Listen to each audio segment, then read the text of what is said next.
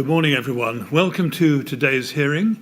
Today we're going to hear further evidence from Miss Janice Wray. So would you ask Miss Wray to come back in, please? Okay.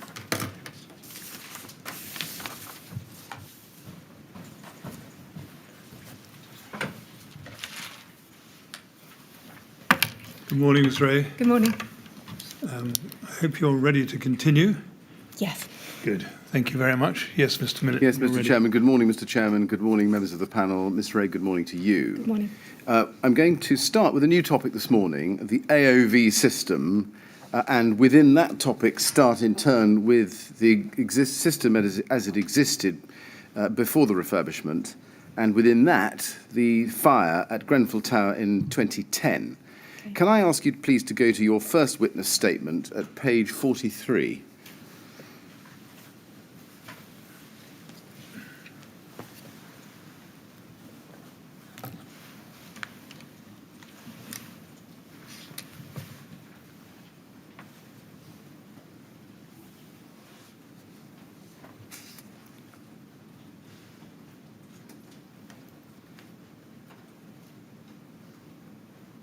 And on page 43, please go to paragraph 195 under the heading Grenfell Tower Fire in 2010. In April 2010, a fire broke out at Grenfell Tower as a result of someone setting fire to recycling/rubbish, which had been left in a lift lobby for collection. The LFB attended and extinguished this fire and nobody was injured.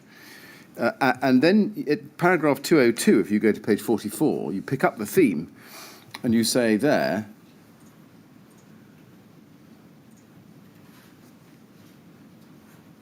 I think we need to. Mr. Millett, I'm sorry I'm going to interrupt you for a moment. My transcript is endlessly recycling. And I wonder whether other people are suffering from the same defect. Yes. My colleagues are. I've got, yes, mine is as well. Ah, now it's stopped. But that's the. But not on today's. Well, not, I keep rolling down day 144 in draft, which is not much I'm help. now connecting.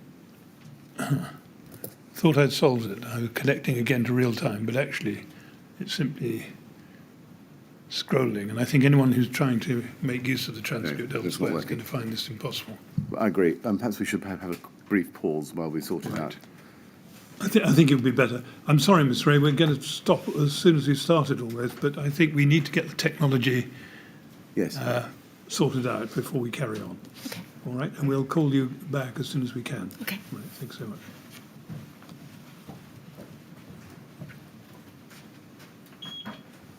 This has gone wrong again. Well, having said that, I can only speak for my transcript, but it seems to have solved the problem. Should we just take a minute, just to make absolutely sure, or should we continue, Mr. Chairman? Let me just check that my colleagues. Yours is working. Yours working on it.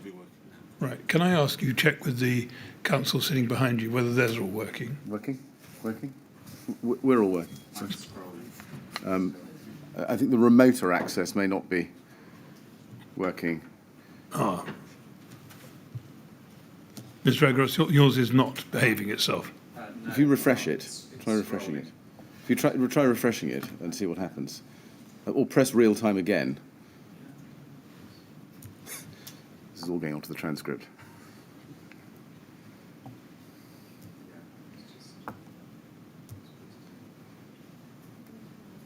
All right. We'll rise for a couple of minutes to see if we can get this sorted out. Thank you. Thank you very much.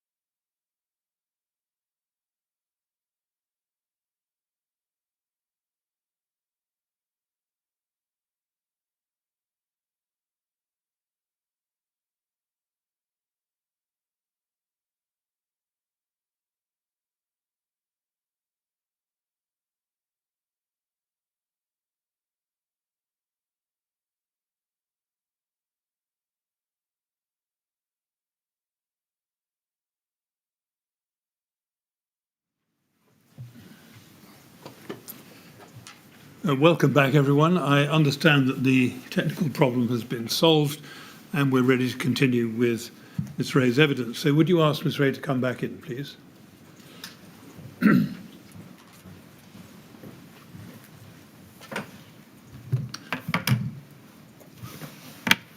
Well, Ms. Wray, I'm sorry for the interruption, but I gather that the technical problem has been solved and we're ready to continue. Okay, thank you. Yes, Mr. Millett? Mr. Chairman, thank you. Ms. Wray, can I now ask you please to be shown page 44 of your first witness statement, paragraph 202. This is the subject of the 2010 fire at Grenfell Tower, and you say, we did investigate this fire internally, and the information collated was sent to Colette O'Hara of the LFB. We then provided Mr. Awaderu with the information we had on the fire in a letter from our project manager, Paul Dunkerton, in response to his email in November 2012, and you exhibit that. Now, if we go to your third witness statement, please, TMO 008473005, page 36, let's pick it up at paragraph 120. You say there that, in summary, in 2010, you collated information about the fire in an email you sent to Colette O'Hara on the 5th of May 2010. Let's look at that. That's at TMO 10048221 at page 4. This is the email. And you can see it's 5th of May 2010 to Colette O'Hara, copied to, among others, Robert Black and Lornette Pemberton and Sasha Jevons. Subject, fire at Grenfell Tower, Friday 30th of April. Colette, further to our telephone conversations yesterday about this fire, I would advise as follows. And then you can see, if you just scroll down, a number of paragraphs which go over the page. Was this effectively your written report to the LFB concerning that fire? Yes, it was. And if we go to the second paragraph, marked 2, on page 1, you see that it says the communal fire detection system is linked to an extraction system, and this did operate, removing the smoke from the lift lobby. Unfortunately, it appears that there was spillage/leakage of smoke from the extraction system into the lobbies of floors 7, 12, 13, 15, 17, 18, 19 and 20. And this led to a number of residents to believe that their lift lobby was smoke-logged, that they were trapped in their home, and as such, they telephoned the FB, raising their concern. Did you share that information with Carl Stokes? I'm actually not sure that I did. I find it hard to believe that I wouldn't have, but I don't think I can give you a definite answer. At that stage, I think we just completed the high risk programme, and we were about to tender for the medium risk, so I don't think we actually had an assessor engaged at that time. I would have thought that when I appointed him, I would have given him copies of correspondence, all relevant correspondence, any deficiency notices, etc. But I can't be absolutely sure that I did. Well, Mr. Stokes is pretty sure that you didn't. His evidence on day 139 at page 6 and at page 7 was that he was aware that there was an arson incident in July 2010 caused by bags of rubbish being left outside a flat door, but didn't know about smoke, spillage or leakage of smoke from the AOV on the lobbies of the floors you record in your email to Colette O'Hara here. Can you account for that? No, and I would have thought the fact that he knows that detail, it seems unlikely that he wouldn't have known all of this. There was no reason not to share it. If I didn't share it, it was definitely an oversight, but I just can't remember at this stage. No, well, we don't have a record of you sharing it. Can we assume, given your propensity to share things by email, that you would have sent him an email had you shared it with him? It's likely I would, yes. Yes. So can we then go back to page 44 of your first witness statement, please, paragraph 201. We were on 202. I just want to look at 201, the previous paragraph. And you say, page 44, paragraph 201, foot of the page, you say, halfway through the paragraph, my understanding is that we never received such a report from the LFB, and one does not exist. I'm aware that it's possible to request a fire investigation report from the LFB following an incident. However, these reports are often delayed and provide limited information due to them being standard format and heavily redacted. I've learned through experience that more comprehensive information can generally be obtained through email requests to the relevant LFB station manager. Now, can we look then, in light of that evidence, to a report? This is IWS 401463.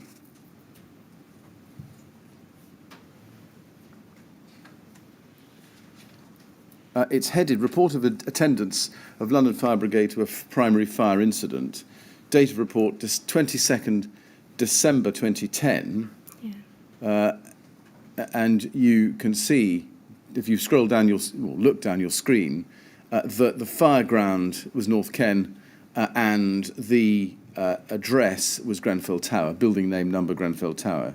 Do you see that? Yes. Towards the bottom of your screen. Do you recognise this document? No, I think I became aware in preparing to come to give evidence that this existed, but I don't think I've ever received a copy, and that may be because I didn't apply for one. It most likely is that I omitted to apply for one because we'd had such extended discussions with the fire brigade and with the local staff. I see. So can we take it from that the LFB did not provide you with a copy because you didn't ask for it? That's likely to be the answer, yes. And you didn't ask for it, just to say that we're clear, because you'd had a lot of discussions with the LFB? Yes, and we'd met them on site on at least one Right. occasion subsequently, the operational crews and the fire safety team. So I thought I had been told everything that could be disclosed, Right. but that was an error on my part. Right, but you knew, I think, didn't you, that the LFB would produce a formal document such as this in relation to a primary fire incident? Yes, and I have ordered them on a number of occasions, so this was just an oversight. Yeah, I see. I was going to ask you that because clearly it was important to you to have a written record,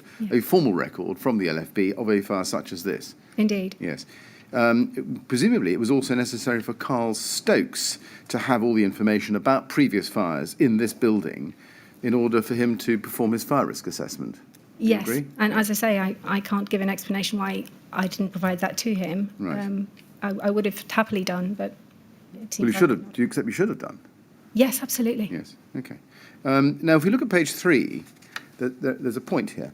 On page 3, if you look down page 3, you can see about halfway down your screen, there's a question. Were active firefighting systems present? Answer, yes. Type of active system, smoke ventilation. Location of system in relation to the fire, on the same floor as fire. Did the system operate? No. And then underneath the words in brackets, impact of the system on the fire did not contain control. Reason the system did not function as intended. Fault in system. Was that not an important piece of information for you to know, or at least for you to know that the fire brigade knew and had recorded? Yes, but I think in reference to the email that I sent to Colette O'Hara, we'd been very clear about the floors that it failed and provided the detail that our building services manager was able to give. So we were already aware of this. And similarly, that piece of information, the fact that the LFB had recorded it in a report such as this, to be passed on to Carl Stokes? Yes. Yes. Now, in your statement, you refer to Tunde Awaderu requesting a copy of the LFB report in 2012. Did you ask the LFB for a report on that occasion? Well, I mustn't have done. Why is that?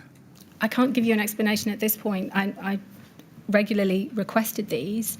I can only think that, as I said already, we'd had such detailed and protracted discussions with the fire brigade and with the local on-site staff, fire safety team and the operational crews. I think I must have wrongly, as it turns out, assumed that I already had comprehensive information from the people who attended, who were feeding into this report. I thought I had it all at my disposal. Well, you may have done, but you see, Mr. Awaderu was after something like this. Why not just ask for it and give it to him, rather than relying on a stock of information held piecemeal by you in your records? Well, I can't give you any other explanation other than what I've said. Apologise. I should have done this, and I didn't. Right. And was not the fact that Mr. Awaderu, who was a resident of this building, important in your thinking here? Well, yes, and I gave him as much information as I reasonably had to hand and could provide. I wasn't saying, no, you can't have any. I was trying to accommodate his request, but as we've established, I must have not ordered a copy of this report, so I couldn't give him that, but I gave him everything that I could. Did you tell him that the AOV was faulty? Sorry, without looking at the letter that we sent him, I can't tell you. Sorry, I'd have to look back at the letter. I thought that we had. I thought we'd been clear that there were faults on the system. What I was advised is that we were aware of those. The works had been ordered. Unfortunately, there'd been a delay in the parts being available, which had caused a few days' delay. and my building services manager was chasing the contractors to get it done a few days after the fire, and then was also going to do a smoke test in conjunction with the discussion with the fire brigade. It was agreed that that was what was important. So we were trying to address the concerns and the issues. Right. Well, we'll see how this eventuates. Can we stick with this document and go to page 5, please? You'll see at the foot of page 5, in the pre-penultimate entry there's a question, number of persons injured, including those both injured and rescued. And there's a number 3 there. Do you see that? Yes. Do you agree that that 3 people were injured in that fire? Says. That's what it says here, yes. Yes. Now, your report by email of the 5th of May 2010 that we looked at to Colette O'Hara doesn't mention anyone being injured. Can you explain why that No, other is? than, as I've said, we had protracted discussions with the operational crews who attended, and at no point did they ever tell me that anybody was injured. My estate staff, who are based on the estate, the housing management team, had talked to lots of the residents and had fed back, and all of that information was put into my email to Colette O'Hara. So at no point was anybody telling me there were any injuries. And right. Which is bizarre, because it would have been the operational crew who fed into this document, but it wasn't brought to my attention. Well, it wasn't brought to your attention because you didn't ask for the document. No, but the point I'm making is that the operational crews, the information in this document comes from the operational crews who attend the fire, and we were talking to them and to their team leader at length on site about the details of the fire, and we got a lot of information about the fire, but at no point did it include the number of injuries. You see, it would have been useful to have this document because the LFB's records show that 3 people were injured. Yeah, I can see that, yes. Carl Stokes told us that he hadn't seen this document, and as a result, he wasn't aware that 3 people were injured in that fire. That's day 139, page 7, lines 14 to 23. Clearly, that must be right. It must be right, because I wasn't aware and I couldn't have told him. Now, can we look then at TMO 100482221? This is your email report to Colette O'Hara. Paragraph 2 again, just back to that. Sorry, this is a different document. Email, yeah. Yes, sorry, I'd like to go back to the email we were on to Colette O'Hara, which is at page 4 of this email run. I'm so sorry, it's the same document. I've given you the wrong reference, it's page 4.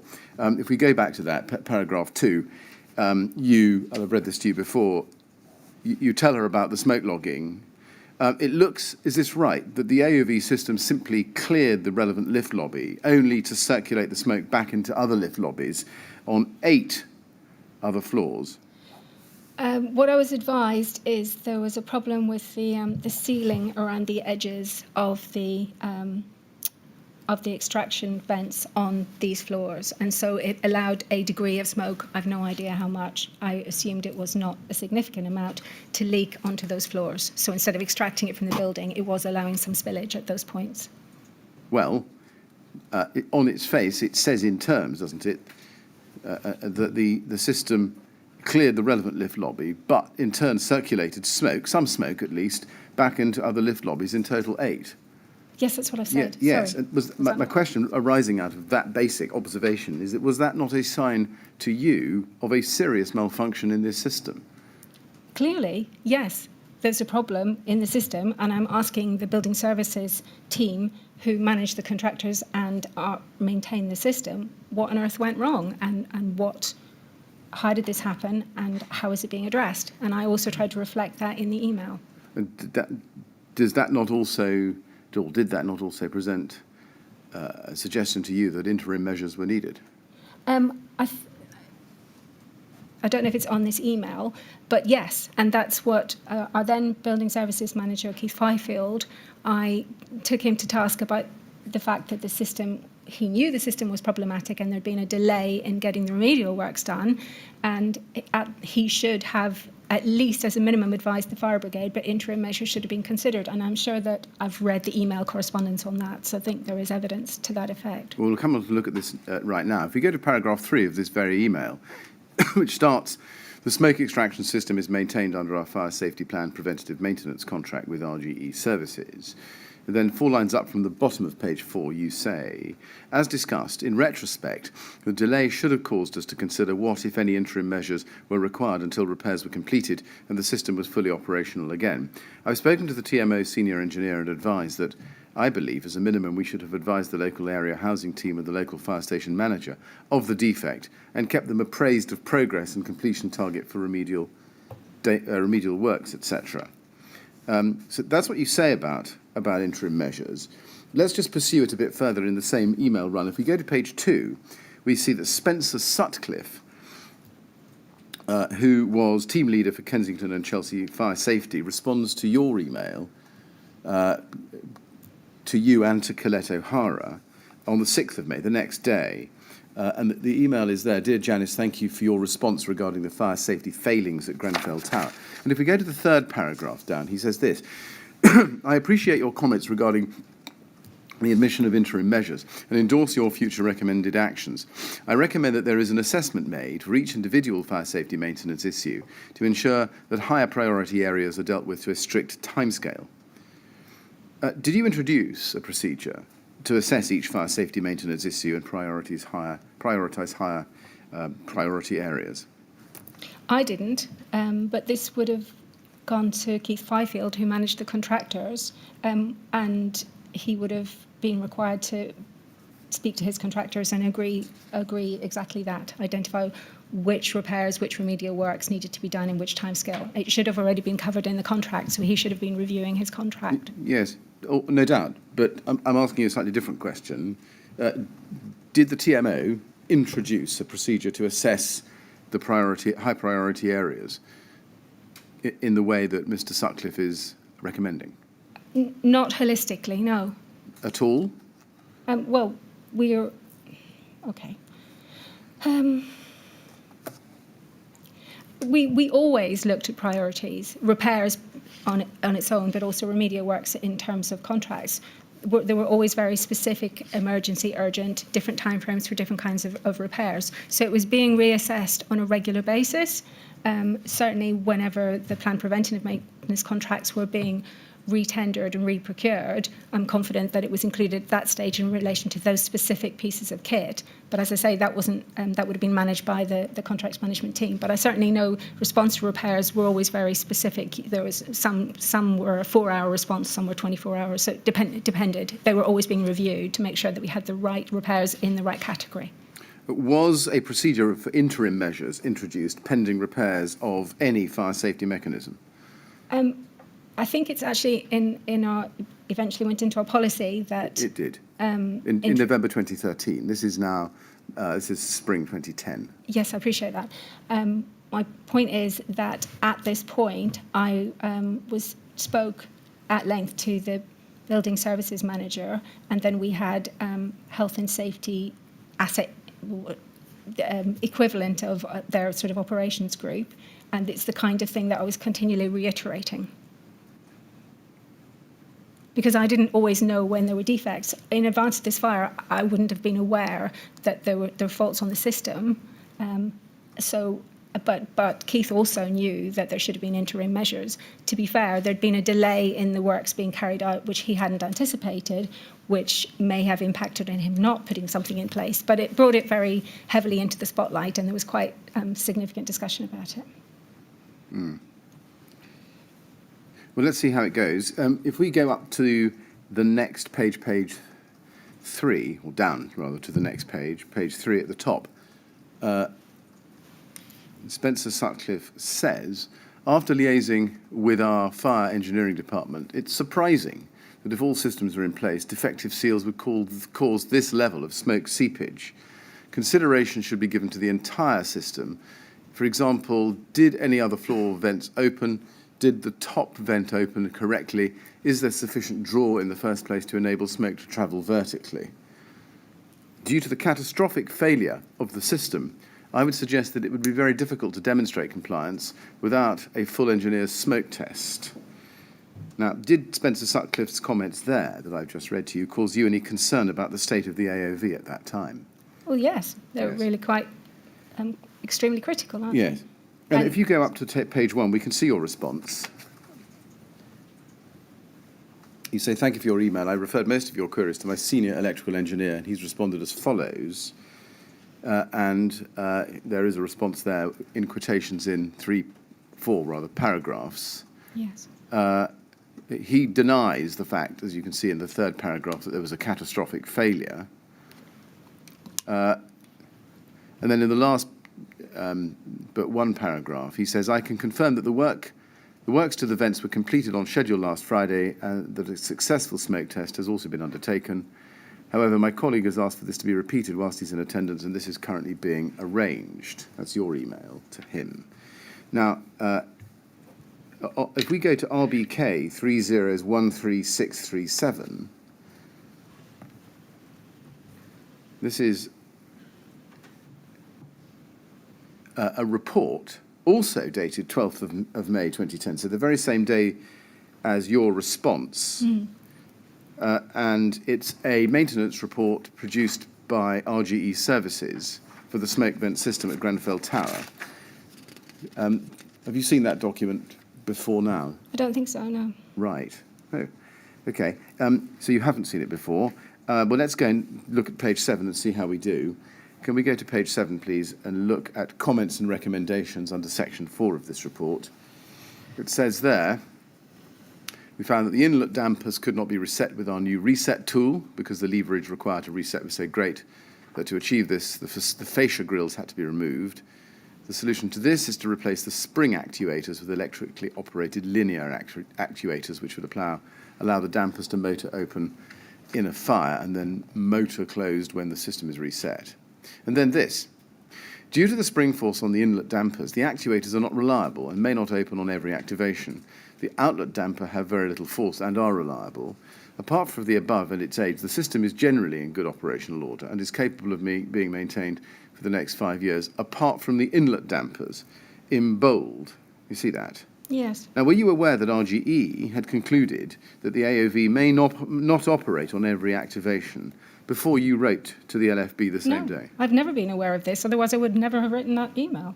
I was given the information by the team who managed the contractor, and my emails and my correspondence with the fire brigade were based on what they were advising me.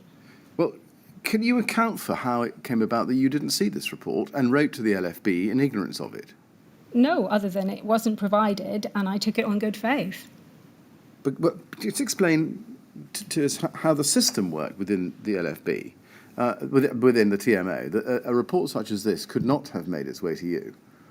Because in those days it was building services and subsequently contract management. There's a whole team within the technical division which is exclusively dealing with planned preventative maintenance of all sorts of pieces of kit, whether it be electrical, gas, water quality, fire safety, all of those issues.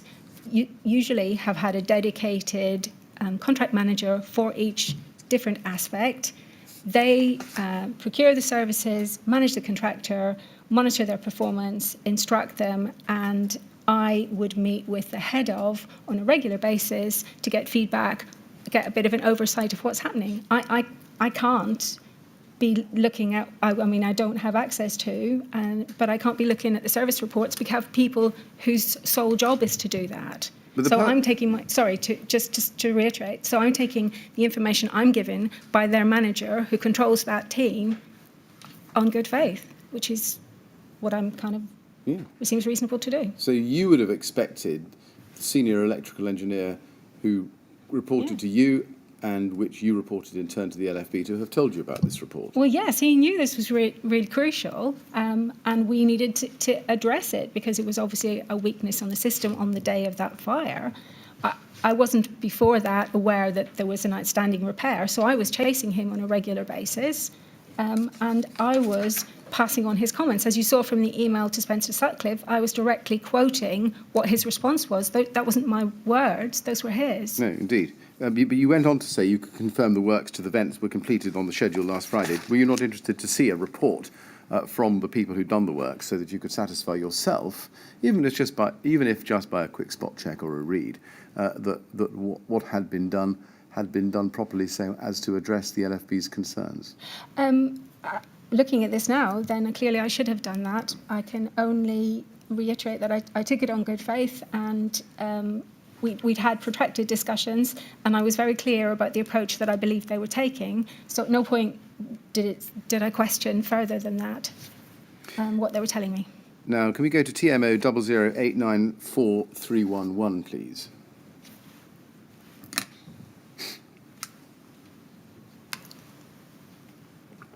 This is a further report, maintenance report for Grenfell Tower, produced by RGE Services Limited, dated the 9th of August 2011.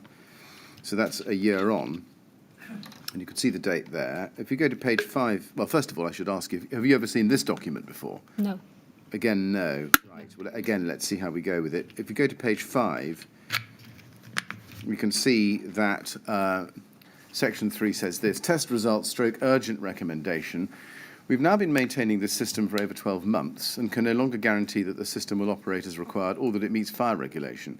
The issues are: 1, lobby vent systems actuation are no longer reliable. 2, lobby vents can and have been found to open between visits.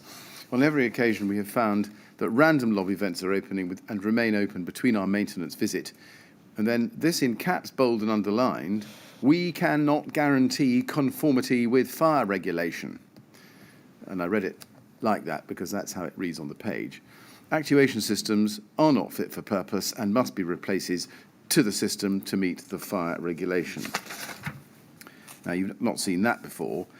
You would agree with me, I assume, that this is a pretty damning and unequivocally damning report about the state of the AOV system in August 2011. Yeah. Yes. You've never seen it before. That explains, no doubt, why this was not made available to Carl Stokes. Indeed. And you would accept, no doubt, that this would be information for him to have included in his FRA assessments, the next one of which was on the 20th of November 2012, yes? Yes, absolutely. I mean, can I just say that I was aware, obviously, the fire had brought to light that the system, there were starting to be problems with it. It was old, it was clunky, and I was pushing the building services engineers to push for budget so that the system could be replaced. But I wasn't aware there was this degree of concern or being raised by the contractors. So I'm aware that for a number of the health and safety meetings, I was saying, how are we getting to that? Have we procured? And they'll reflect that I was pushing for that, but it wasn't on the basis that the system couldn't be relied upon. We just thought it's getting old, it needs replacing. Can we go to TMO 00869-798 then, please? And bear in mind that this is 9th of August 2011, this report. What I'm now showing you is a minute of the Asset Investment and Engineering Health and Safety Group the following month. So 5 weeks later, 15th of September 2011, present Keith Fifield and you in the chair and doing the minutes. Yes? Oh, yeah, so I was.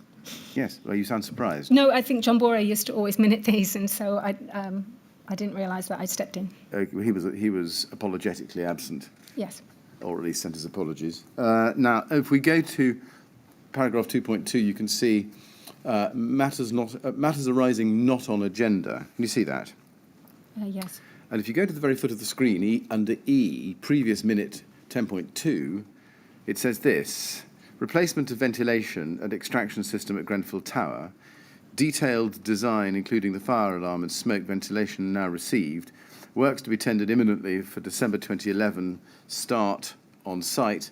KF confirmed that the auto dialer for remote monitoring of the system when concierge staff are not present is to be arranged separately and in advance of these works.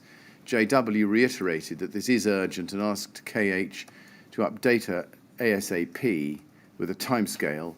Action K Fifield. Yeah. Now,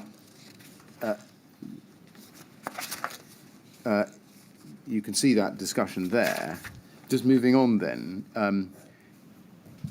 you were pausing there actually. You were aware from those minutes at the very least that work was going to be happening on the AOV, yes? That's exactly what but that's exactly what I was just referring to, that we were pushing for it to be replaced. Right, Sorry. but is it the case that you did not have this report at this meeting? I did not have this report, but we had the fire, and my understanding was that this piece of kit was not going to last forever, and I think it was originally for when the building was built, and it's an important piece of fire safety kit, so I wanted to make sure that it was always top of the agenda when they were budgeting. So I took every opportunity to say, where are we at with this? Have we done the procurement? Have we done the design? I kept on kind of pushing it forward. Yes. Why was it also urgent, such that the works had to be tendered immediately, if the system was old but still operating? Because procurement is really slow, and you need to get all of this expedited. It can take months and months to go through all of the tendering processes to make sure that you're compliant with the contract regulations. So I was just trying to make sure that everybody treated with a degree of urgency so that the system didn't fail before we were in a position to replace it. Can you think of any reason why Keith Fifield would not have brought the RGE Services report of the 9th of August 2011 to your attention in the context of this very discussion at this meeting 5 weeks later? No, just that he routinely didn't give me servicing reports, and I was probably busy doing other things and didn't routinely ask him, and trusted what he was telling me in good faith when he was summarising where he was at with each of his contracts. But this is not just a servicing report, is it? This is a servicing report, a maintenance report, which contains in it, in bold, underlined, in caps, a strongly worded message that your AOV system at Grenfell Tower is non-compliant with the building or with the fire regulations, whatever that might mean. Can you explain why Mr. Fifield would have kept that from you? No, I can't, and it's frustrating for me because I genuinely I'm confident that I've never seen it. I don't know why anybody would have kept it from me. So, I mean, this reflects that I had concern and I was trying to push it forward, but my concern wasn't based on the full picture, it seems now.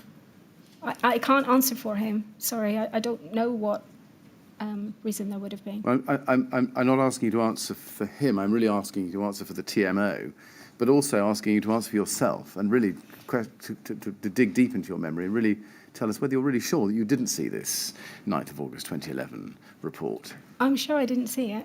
Okay. Can we go to TMO 1002217? These are minutes from a meeting with you, which you had with Keith Fifield on the 16th of January 2012. Yep.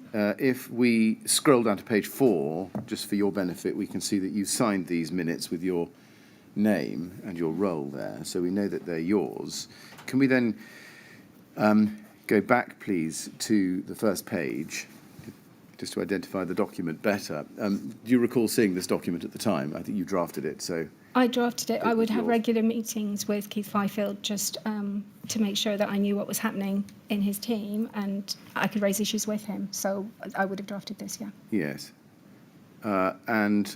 If we go to page 3, we can see item 13, Grenfell Tower. The replacement of the extraction and ventilation system at Grenfell Tower is being tendered.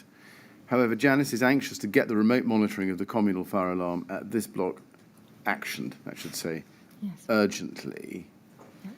So, again, is this discussion happening between you and Mr. Fifield with you in ignorance of the 9th of August 2011 report? Yes. It's remarkable, that, isn't it? Well, it is now as we sit here, but I could only act on the information that I had available at the time. And that's the point I was making, that I was hounding him. I was bugging him about it constantly because it was on my agenda and I thought it was really important that we progress it. And the monitoring thing also took too long to put in place. Right. So this is one of my opportunities to raise it and minute it and no, I mean, I'm just thinking, standing here as I am asking you about this, I mean, there are only two possibilities, aren't there? Either you've forgotten the fact that you saw the 9th of August 2011 report, which is possible, or else Keith Fifield deliberately concealed it from you and effectively misled you. Now, if you can think of another possibility, do please tell me what that might be. I'm confident I haven't seen it, but also everything that you've shown, unless you show me something that proves that my memories escape me, everything you've shown me so far indicates how I would phrase things when I thought that they needed to be addressed. But it's not saying this isn't operational or I'm I'm sure that if I had seen that report, these notes would reflect my enhanced concern because I've seen that. And looking back on it, do you, sitting here now, have any reason to think that Keith Fifield would have misled you deliberately? No. You trusted him? Yeah, I trusted him. Yeah. Now, can I ask you then, please, to go back to your first statement and go to page 44, paragraph 201 again, which is where we see the correspondence from Tunde Awaderu referred to. Yes. And you've exhibited JW43, 14th November 2012 email. Were you aware at the time that the Grenfell Tower Leaseholders Association, which was the organisation that Mr Awaderu represented, also made complaints to Jeff Payne and Robert Black at the TMO in the same year, 2010, same year as the fire, 2010, about the fire, among other things? I'm not sure whether I was. It's possible I was. I can't really recall, to be honest. Did Daniel Wood or Robert Black or Anthony Parks or anybody else at the TMO discuss with you your investigations into the 2010 fire before responding to Mr Awaderu? Do you know? I think I would have spoken to Daniel Wood and possibly David Ward, who often responded, just to give them the history and all the information that I could give them. Right. I'm not sure whether I spoke to Robert about it. It's possible, but I don't recall. Right. Did you bring home to Mr Black the fact that the AOV system was not functioning, or at least not functioning properly so far as you knew it, and had not functioned properly so far as you knew it, at the April 2010 fire? I think I circulated the email to Colette O'Hara, which had the details as they've been presented to me. Yes, you did. You're right. Pretty widely. Beyond that? So I'm sorry, I can't recall. It's possible that I did, but I really can't recall. But, I mean, it was pretty explicitly stated that there had been a failure in the system at that point in time. It's possible somebody phoned me up and asked me more questions, but I just can't recall. I'm sorry. Now, can I ask you to go to TMOH 30272008? This is an email, well, if we go to page 3, actually, is where we need to start with that. And on page 3, halfway down the page, we can see that there's an email from you to Paul Dunkerton, 22nd of November 2012, under the subject Fire Safety Inquiry from Grenfell Tower. Hi, Paul. As discussed, attached is a copy of the email I sent to the LFB safety team following the Grenfell fire on 30th of April 2012. Yeah. That may well be, it is a typo for 2010, isn't it? Yes, it is. Yes. Sorry. And if we go up to page 1, we can see the last email on the page there is from Paul Dunkerton to you and to Daniel Wood on the 30th of January 2013, saying, please find attached draft response to Grenfell Tower Leaseholders Association's Fire Safety Inquiry. Janice, I think we may need more info on item 3. Okay. Was your email originally to assist Paul Dunkerton in responding to the GTLA? I believe so, yeah. I don't think Paul would have known the detail of the fire unless I'd provided it to him. Yes, I see. So I think so. Did you ask for an update on the state of the AOV at that stage when responding? I honestly don't know. Right. So you didn't go back to Keith Fifield and say, what is the current position, please, with the AOV? I honestly don't know whether I did or I didn't. I can't recall doing so.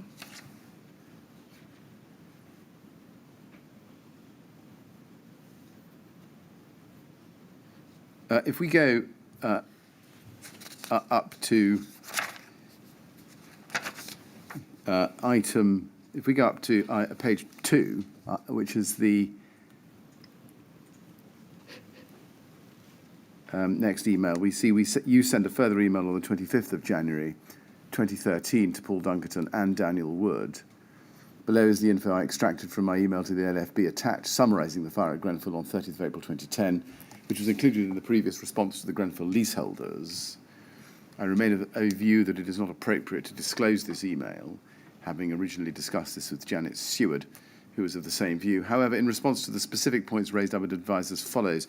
And then if you look down to 1, you can see this. Fire Brigade reports in relation to the incident dated 30th of April 2010. I've checked with the Lancaster West Estate team who did request a copy of this report at the time, but they do not think they ever received this. However, I would add that these are standard pro formas with various sections redacted and can be of limited use. We found it to be much more beneficial to meet with the LFB to discuss the details of the incident, and as previously advised, this is what we did. That goes back to, I think, your evidence earlier, does it? Yes. That's why you didn't contact the LFB to ask for a copy. Nonetheless, do you accept that this appeared to be an issue of ongoing concern for the GTLA? So why not just ask the LFB for that report at that point, having been asked for it? It appears that my colleagues on the Lancaster West team had done so. Yeah, I mean, as I read it now, then why didn't I? I can't give you an explanation. I should have done. I think, in good faith, I thought my colleagues had already requested it. Right. And I can't give you any other explanation, I'm sorry.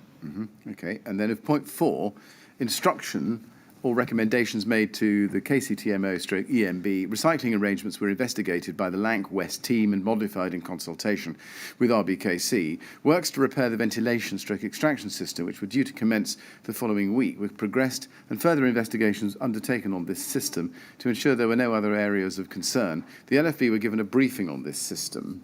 And again, why there you don't mention the fact that the AOV system was in need of repair. Why is that?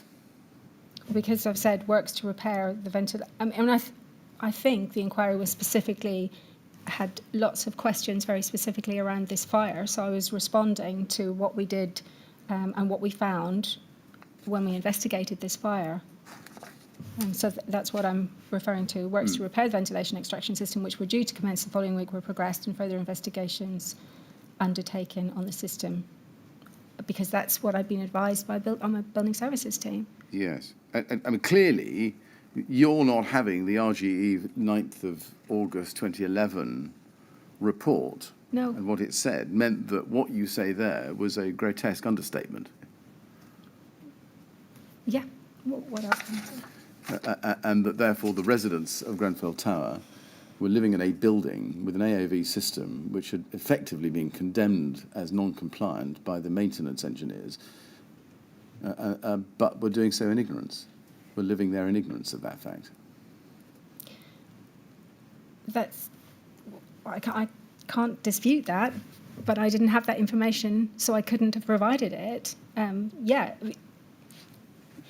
RGE was saying it couldn't be relied upon, so it's functioning to some degree, but I don't know to what degree, because that hadn't been brought to my attention. And you hadn't pressed Keith Fifield for an RGE report up to date, so that you could give residents the up-to-date position? No, it seems I didn't. Now, let's move forward into the next year and look at March 2014. LFB 3032101, please.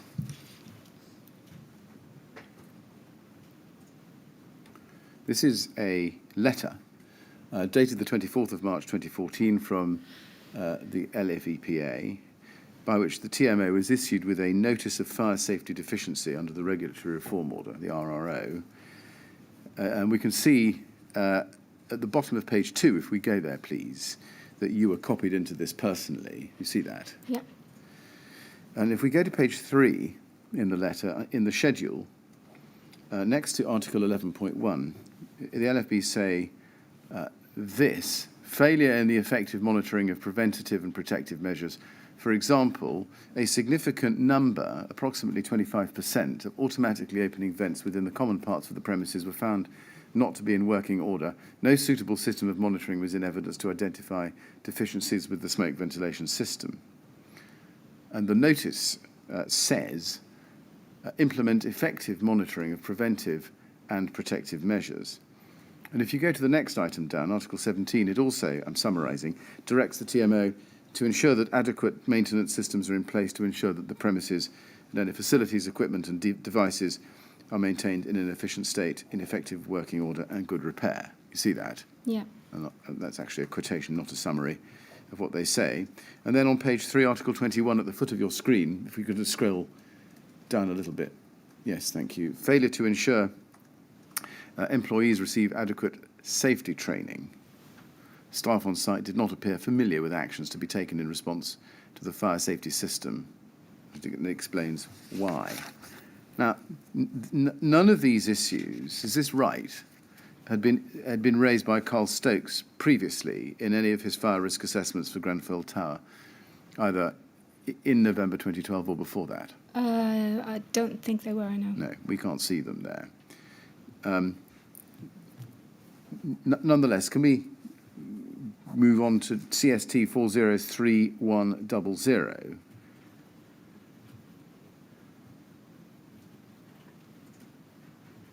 The letter I've just shown you is dated the 24th of March.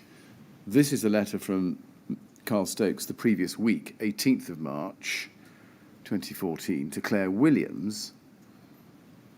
And it says, premises Grenfell Tower and the other buildings on the Lancaster West estate. Mm-hmm. And it says, thank you for asking me to comment on the questions raised by the London Fire Brigade LFB officers during their visit to the above buildings on the Lancaster West estate on 12th of March. And then if you go to page 2, and he says in the first paragraph we've skipped away from that he visited on the 17th of March, which was the day before his letter. Yes. He says on page 2, at the very top of the page, the emergency smoke control extract panel was showing healthy when looked at yesterday with the switch in the auto position. And then he goes on to give more details about that. Now, the letter is addressed to Claire Williams, as we've seen. Did you see the letter at yes. the time? You did. How come? Did Claire Williams pass it on to you? Carl was inclined to copy me into not everything he did, but most of what he did. Right. Now, as I've shown you, his conclusion in his letter here about the monitoring and inspection of the AOV, namely that it was showing healthy and up to date and there were no issues, appears to be at odds with the LFB's conclusion in their notice of deficiency the following week that there was no adequate maintenance system in place next to the notation under Article 17.1. That's right, isn't it? Yes, I think he recommended that we bring forward the next planned preventative maintenance servicing, and that's what he requested. So that there'd be an independent specialist check on the status. Were you not concerned at the time by at least an apparent inconsistency between what Carl Stokes was advising and what the LFB then did the following week? Well, I think the LFB had actually been on the 12th, but we didn't get their paperwork until the 24th or whatever. So Claire has asked Carl to attend and investigate the issues which were raised. My understanding is that he commented on the supply saying healthy, but that he recommended that we bring forward the servicing so that we would have the specialist contractors look at the system to make sure that, because he's obviously not going to be testing the system, but we need to investigate more thoroughly. And so that's what he recommended we do, which will have been what we asked the contract management team to do, so that we had a proper assessment of the condition of the AOV. Were you not, let me just press you for an answer, were you not concerned that there was at least an apparent inconsistency between what Mr. Stokes was saying, namely that the emergency smoke control extract panel was showing healthy and up to date and no issues, on the one hand, but the LFB was saying that it wasn't because a quarter of the vents weren't working? I don't think he was saying it's okay. I think what he says about the supply healthy does seem to be borne out by the photograph, but he recognises that he isn't in a position to assess in the way that the specialist contractors will, so they can test the system where he's not really able to. So I think he recognised limitations of his visual survey and was recommending that we get the specialist contractors in to check, which I think was the right thing to do.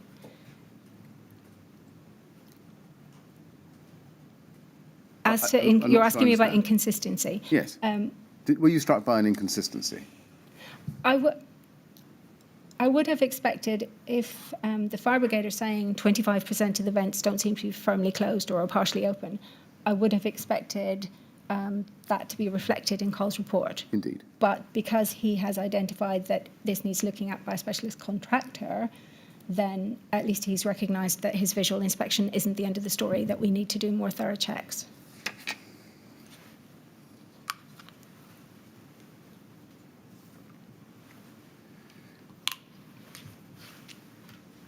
Now, if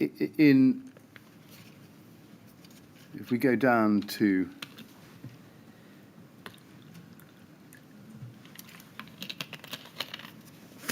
page 11 of this letter, you can see that there is a heading, my comment and recommendations, and under item 1, it says the next quarterly service is imminently due on the emergency smoke extraction system, etc. And I would recommend that the contractor is asked to service the system sooner rather than later, and any findings, etc., are actioned upon. If the system is in working order, there's no requirement to a CFD analysis to be undertaken. That's where one finds his effective conclusion and recommendations. My point again, were you not struck by the inconsistency between what he's saying there and what the LFB came up with only a week later, or 2 weeks, if you like, after their visit? Am I struck? I mean, the LFB are also doing a visual check. So I've got 2 people doing a visual check. What I need is somebody to test the system to be able to give me comprehensive information. And it seems to me that that is what I need, is the specialist contractor who are engaged to work on that bit of kit to give us a meaningful report. So I still need that. I appreciate the point you're making that Carl hasn't commented on vents being open and he has commented on the supply being healthy. I didn't take that to be contrary to what the brigade were saying. What I took it to mean just to back up the fact that we needed a proper report by people who understood the system and could service it or maintain it, so that we had an accurate view of the status or condition. Were you yourself concerned that although there had been, at least as reported to you, repairs done at the end of 2012, early 2013, the AOV system in Grenfell Tower was now playing up again to such an extent that it had been the basis of a notice of deficiency in March 2014? I mean, I think this goes back to what I've said before. We knew that the system was not going to last forever and needed attention, hence me raising it regularly to say, when are we going to design a new system, re-procure a new system? In preparing to come, I read quite a lot of minutes from that meeting, and it seems to me that we got to the point where the design was ready and the procurement was ready to go.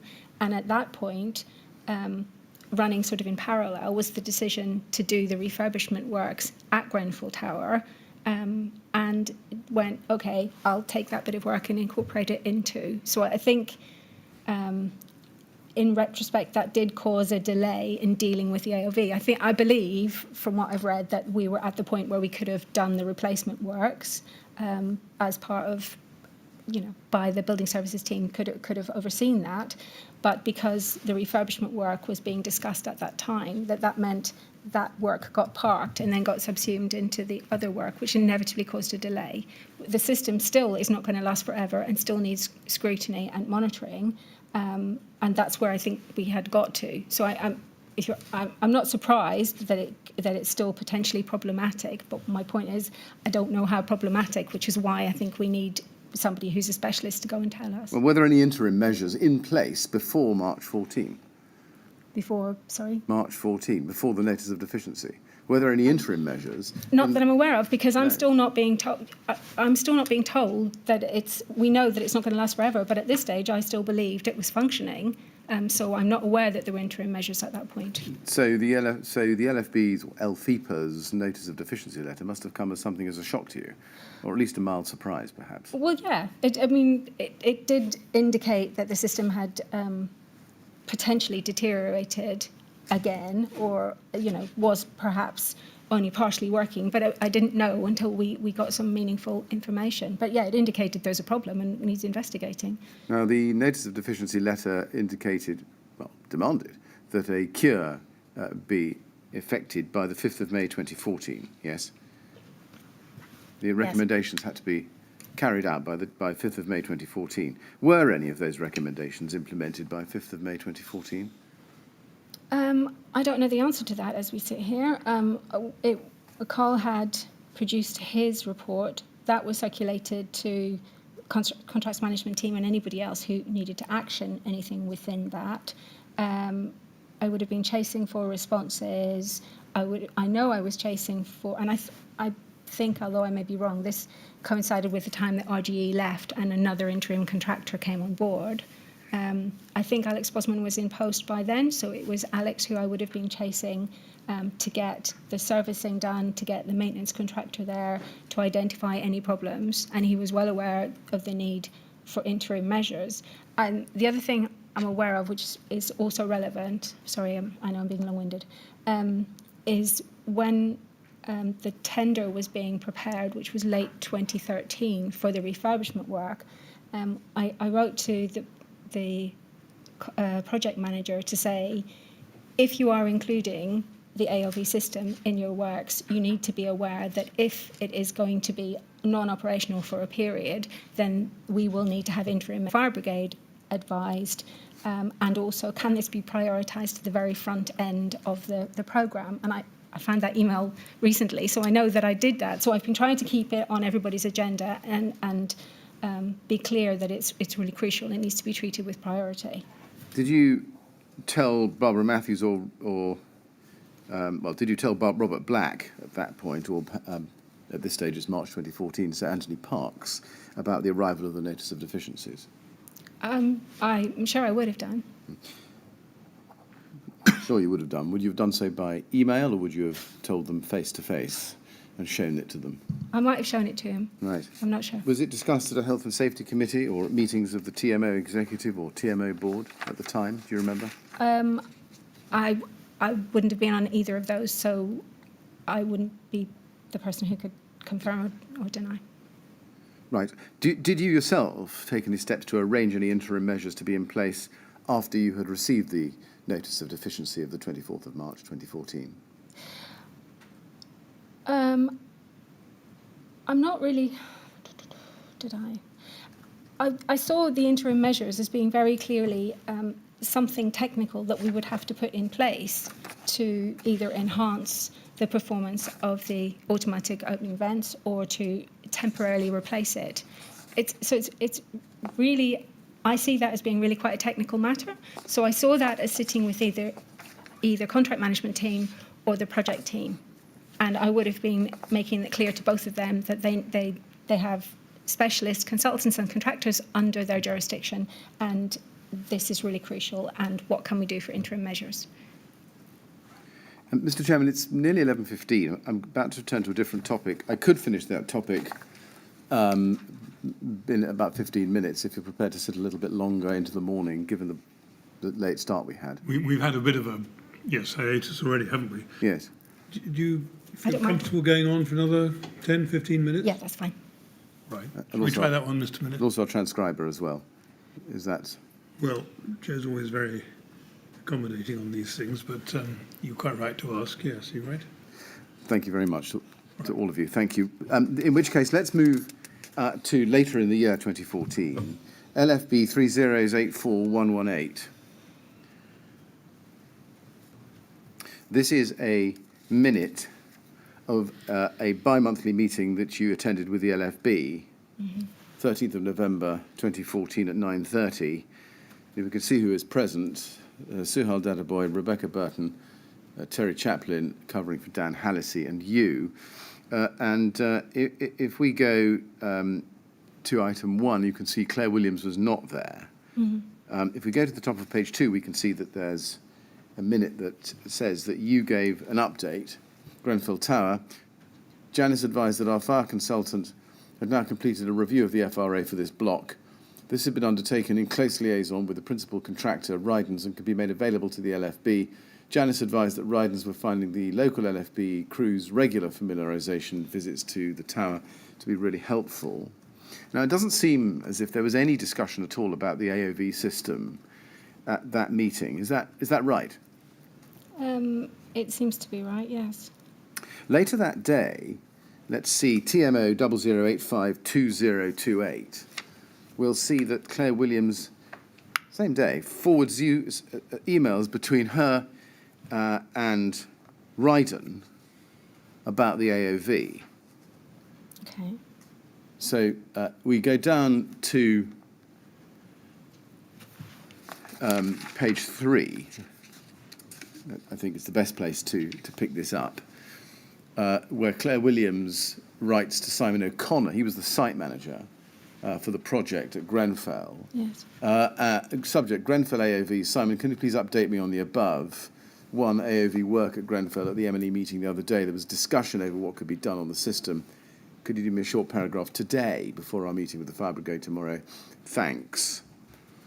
And then if you go up the page, we can see that, I think we need to go up to page 2. Simon O'Connor comes back to her, copied to Simon Lawrence, and says probably Simon L.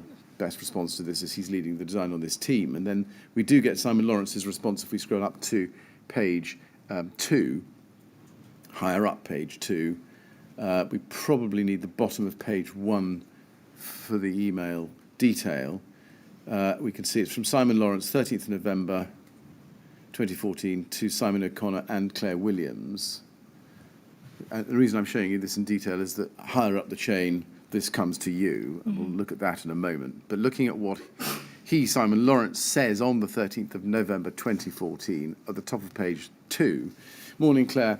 As per our conversation at Tuesday's meeting, our M&E design team have been working hard on finding a solution to the AOV system where we can urgently install now to Grenfell sun protection ASAP. We're trying not to carry out any costly abortive works, but are trying to install a part system now, then upgrade in the following months.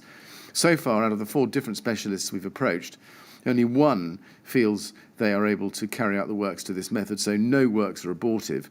We're currently arranging a meeting with our specialists and building control to ensure everyone is in agreement with the proposed design. In our initial meeting with Janice and Carl, I said we would aim to get a part system operational by Christmas. We're still doing our best to achieve this, but the early feedback from the specialists on Tuesday is that it's unlikely to be before Christmas. However, I'm waiting for their response to tell me when. I'll let you know as soon as I have some more news. In the meantime, you still only have the existing smoke detector and visual fire panel alarm covering the building. Now, that then comes to you the same day. If we go up to page 1 at 1:59 p.m, you see that? Yeah. Second email down there.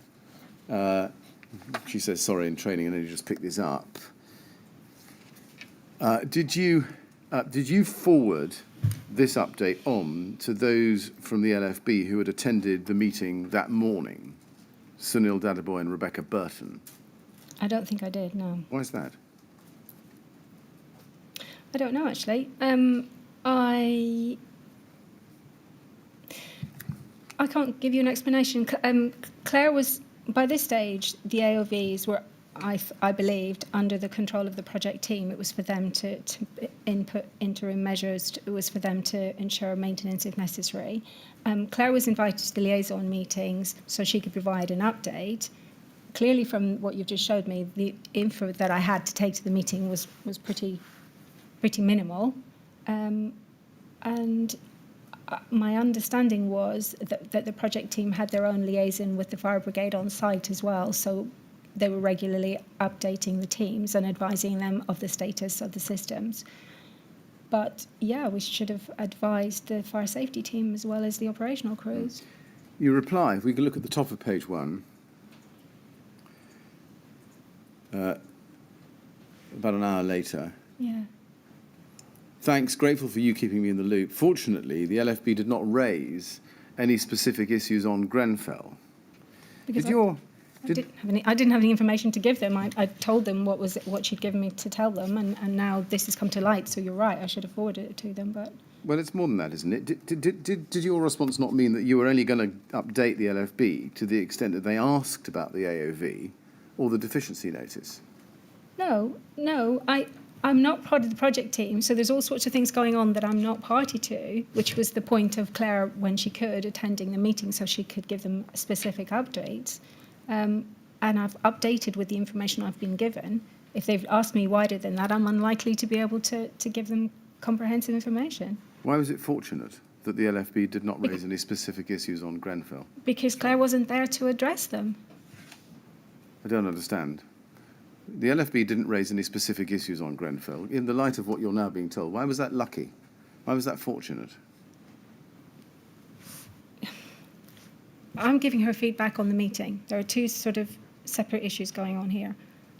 I'm giving her feedback on the meeting that she wasn't able to attend, that fortunately they haven't raised any specific issues. If they'd raised any specific issues, I would have had to take them to Claire and said, can we get back to you? Because I wouldn't have probably had the information that they required, because I'm not part of the project team.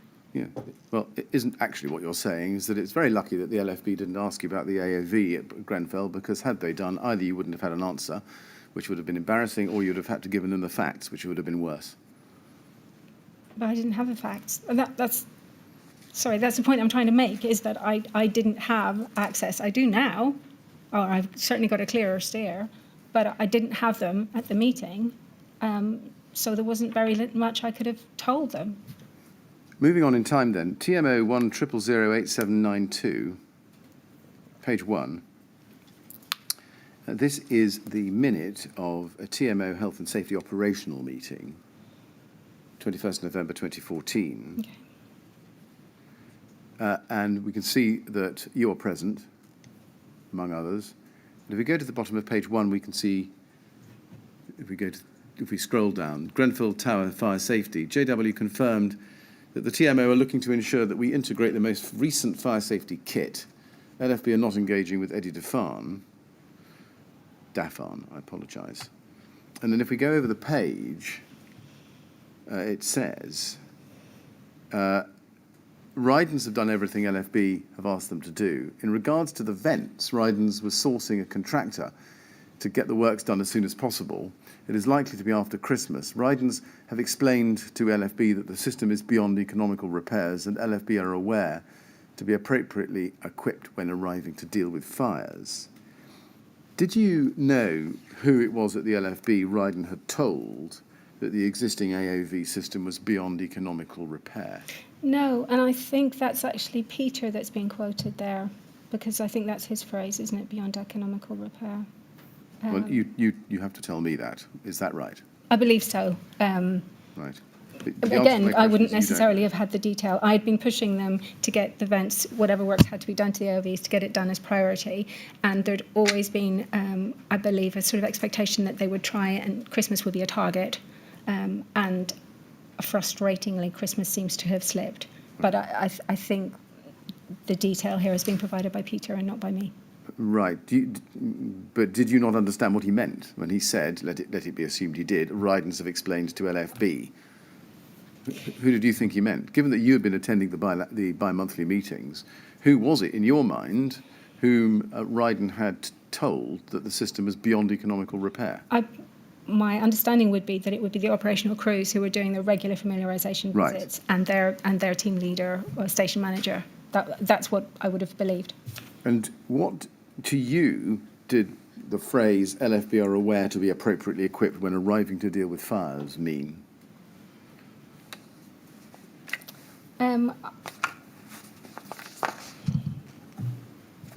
I sort of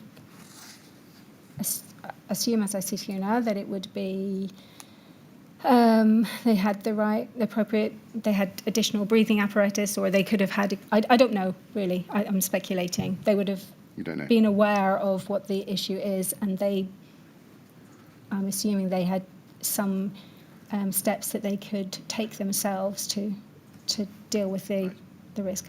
Now, this is 21st November 2014. Mm-hmm. Can we take it that by this point, to your knowledge, the LFB fire safety team had been told that the AOV system at Grenfell Tower was beyond economical repair? Claire would have to confirm who in the LFB knew, which was your question to me. I apologise. I don't know who she's advised. Sorry. Were any other mitigating measures, or any mitigating measures, discussed and agreed with the LFB at this stage? Not to my knowledge. Can you explain why not? I can't explain why not. I can explain that I'm still pushing the project team, as I said, when the tender was being drafted, I asked for it to be included that interim measures would be absolutely required and the fire brigade would need to be kept on board. So the contractors have always been clear, since the part of their schedule of work is to replace the AOV, then my assumption would be that when they submitted their tender, that would very clearly have their RAMs and their proposal for how that would be addressed.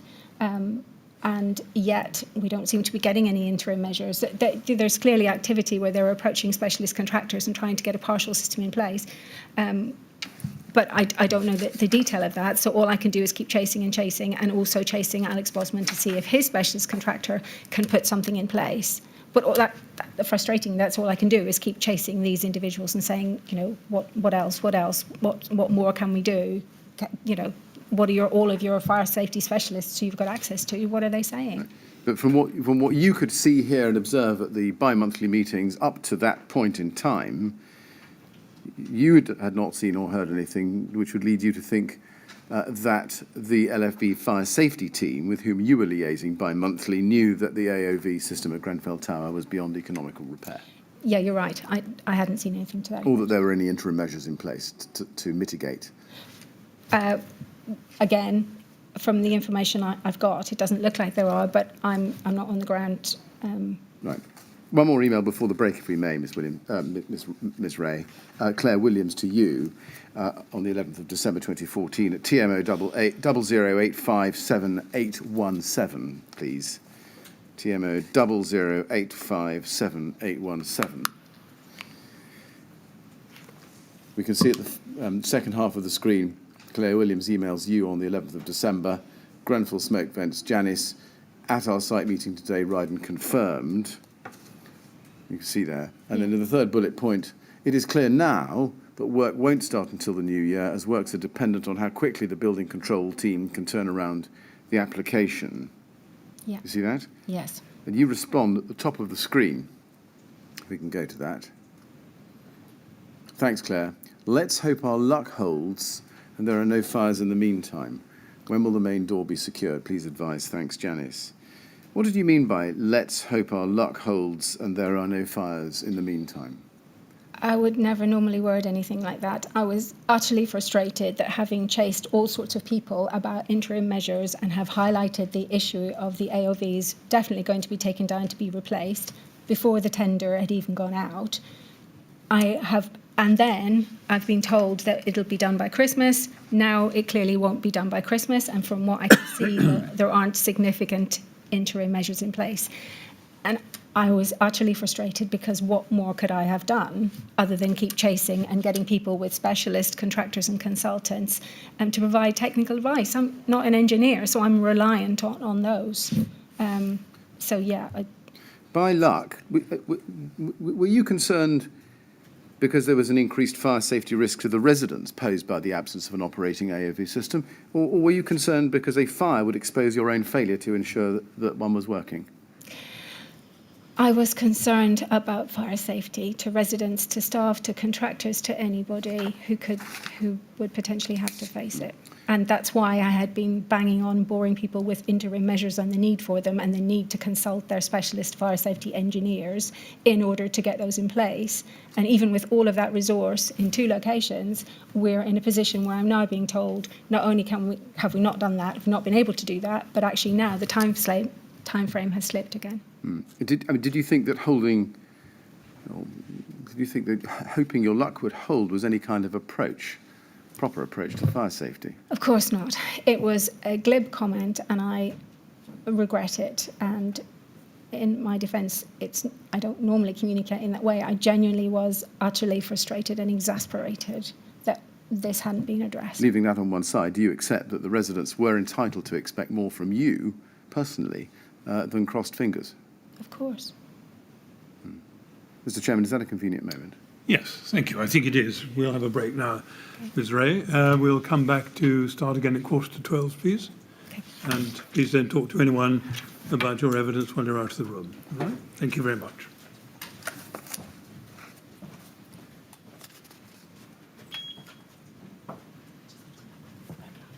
Thank you. 11:45, please. Thank you.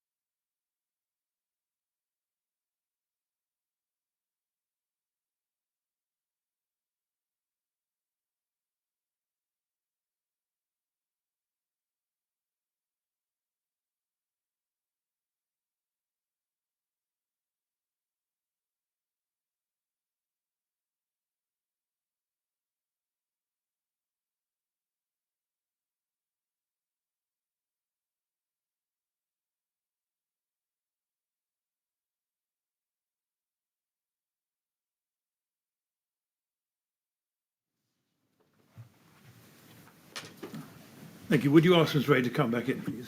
Yeah.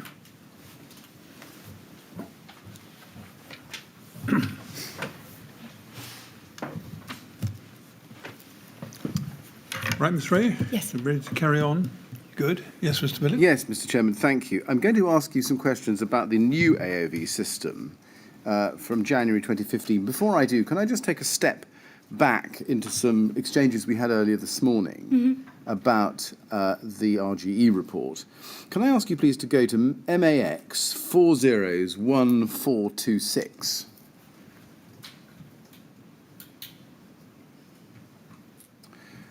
Now, this is the record of significant findings and action plan from 20th of November 2012. You see that? Yeah. But it's been completed in the right-hand column, if you see. For the first item there, FRA reviewed April 2013 and outstanding actions raised. You see that? Yes. First, do you know who it was who completed the review in April 2013? I believe it was the low-level reviews. It was probably my colleague Adrian Bowman. Adrian Bowman. And did you supervise it? Did you see the fruits of his labour, or did you just let him get on with it? I would have seen his findings, yes. Right. So you would have seen this document? Yes, I believe so. Right. Can we go to page 7?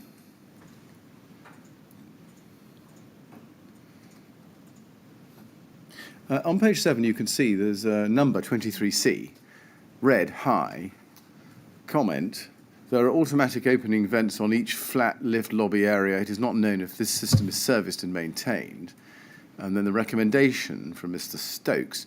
Can it be confirmed that the automatic opening vents on each flat stroke lift lobby area are serviced and maintained in accordance with the manufacturer's instructions? And then Ricky Sams appears. And then TMO have been informed vent needs changing, resend quotes and reports. And then this at the end, reported since 2009 that RGE cannot guarantee that in the event of an emergency this system will work.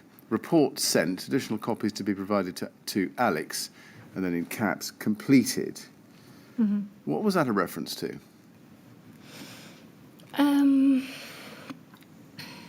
Okay, so this is, 2012. So this is when my colleague attended in 2013 to review... April 2013. I mean, I haven't got any more information than what there is here. I think this seems to be reiterating the fact that we knew the system was old and would need replacing. No, it's more than that, isn't it? It's telling you that there's been a report since 2009, and this is now April 2013. It is, yeah. That RGE, who were the maintenance contractors, cannot guarantee that in the event of an emergency the system will work. Not that it was just old and needed replacing. Yes. And therefore, can we take it that even if you hadn't seen the August 9th, 2011 report with the captain and the underlining and a bold message, nonetheless, the message in that report is reflected in what I've just read to you in this column in this document? Yes, which would be why I was pushing them to replace it. It's another reason why we needed to get on and do. Right. So can we take it that from April 2013 you knew that the AOV system at Grenfell Tower would not work in the event of an emergency? I don't think it can be relied on to work in the event of emergency, but I don't think I would say that it would not work. All right. You knew that there was no guarantee that in the event of an emergency it would work? Because that's what the information seems to say, yes. And nonetheless, can we take it also that notwithstanding that message, which you can be taken as having seen in April 2013, you yourself took no steps to put in place any interim measures to mitigate the risk indicated by those words there? I myself, no. I believe the onus would have been on the contracts management team, as their kit. It's their kit that can't be relied upon, and they've got the expertise to identify which should or could be put in place to supplement or prop up or enhance or replace. But was the onus not on you as the competent person for the purposes of the RRO and the effectively senior most operational manager in charge of health and safety across the TMO stock to make sure that effective interim measures were put in place in order to mitigate the risk presented by this defect? I think it's for me to ensure that people are aware of their responsibilities in their area of control and to remind them and to reiterate and to escalate. But I can't ensure that it's done. That's the problem. I can't ensure that it's done. I can keep on being their guilty conscience and cajoling and hassling and reminding, but I'm not in a position to make sure that it's done because I don't have that relationship. I don't have access to contractors. That sits under contracts management team. It's their responsibility. I think that's quite clear in our health and safety policy statement that that's their obligation in relation to this type of kit. But isn't that really just a way of shifting the blame? I mean, you couldn't you have gone to your line manager or insisted your line manager go to their line manager or brought it to the attention of the chief executive so that Mr. Black could have wielded his supreme power and come down hard on the contracts team? But the minutes of all of the various meetings reflect that this is an issue and this needs resolving. So I am escalating it. What my point is that I don't have control, and it wasn't my role to have control. It's my role to make sure people are clear of their responsibilities and to reiterate and to cajole and to explain and to escalate. But I can't control that. But if you're banging your head against a brick wall, don't just carry on, do you? No, because I'm escalating it, aren't I? I mean, I'm escalating it every time there's an opportunity, and I'm having one-to-ones with the heads of Ricky Sam's predecessor and his successor, and I still can't ensure it. No, I understand that. My question was a different one. I'll put it one more time. Was there no reason why you couldn't have gone directly to Robert Black and say, something's going wrong, they're not performing, I need someone with more power than me to make sure they do? Yeah, there was no reason I couldn't have done that, but I believe that I would have escalated it to Peter, at least Peter Madison's level, and he's in charge of all of the technical staff, obligations, responsibilities. Now let's look at the new AOV system in January 2015. TMO 008 46731.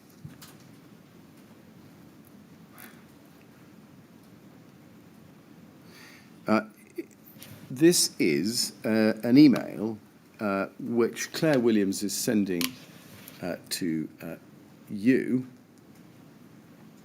as you can see, on the 5th of January 2015, in which she forwards to you an email from the GTLA dated the 2nd of January 2015. You see that? Yes. And if we go to the top of page 2, we can see the title of the email, Improvement Work on Existing Smoke Extraction and Ventilation System, which links to the fire alarm under the Grenfell Regeneration Project. But if we go back to page 1, I'm sorry to jump around, we can see that Claire Williams says to you in her email to you, please be aware Peter M is drafting a response and I'm just confirming Ryden's programme for these works. By this time, you were aware, I'm assuming, that GTLA had already raised in the past concerns about the AOV at Grenfell. I believe so, yes. And did so indeed in 2012, yes? Yes. And in fact, possibly also in 2010, yes? Because of the fire on the 30th of April 2010, which we looked at this morning. Yes, I just can't recall the dates, but yeah. Yeah, yeah. So we've had there have been 2 fires and 2 occasions for that. Now, the LFB had issued a deficiency notice relating to the AOV in March 2014. Yes? Yes. Yes. And the existing AOV system was, quote, not working, and the new system hadn't been installed by January 2015. Yes? Yes. What information, if any, did you think that the GTLA should have had about the state of the AOV in response to their questions? Well, they should have had a truthful response, shouldn't they? Yes. Now, would you take it from me that there were no updates, or no further updates, minuted in any of the meetings with the LFB to the effect that the existing AOV system was not operational? Take it from me that that is the case. Are you able to explain why it was that the LFB were not updated about the state of the AOV in the first part of 2015? No, I'm not. I'm aware that what I was being advised by Claire Williams and the project team that they were having regular discussions with the operational crews who were doing familiarisation, who would be the people who obviously attended in the event of a fire, and and the team were aware of the need to keep the brigade updated and the need for interim measures and all the things that we've discussed. So I can't give you any explanation. We should have also included that information in the progress meetings.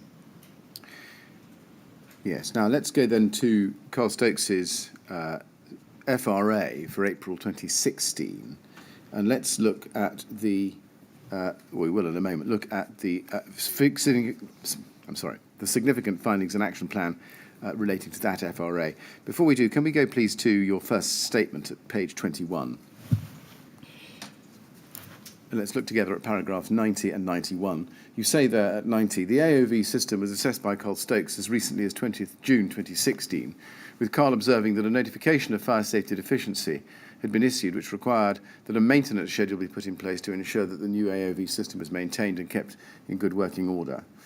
And then at 91, Carl incorporated this recommendation into the record of significant findings and action plan that he produced for us on 26th of April 2016, which you exhibit. Specifically, he recommended weekly occupier inspections of the ventilation system, with the results recorded. Neither of these two documents contained any suggestion by Carl Stokes that the AOV system was of inadequacy of non-compliance.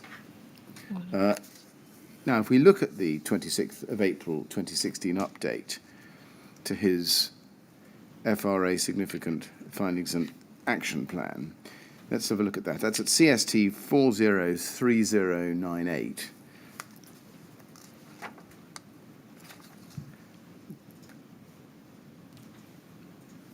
We can see there's the date, 26th of April 2016, on page 1.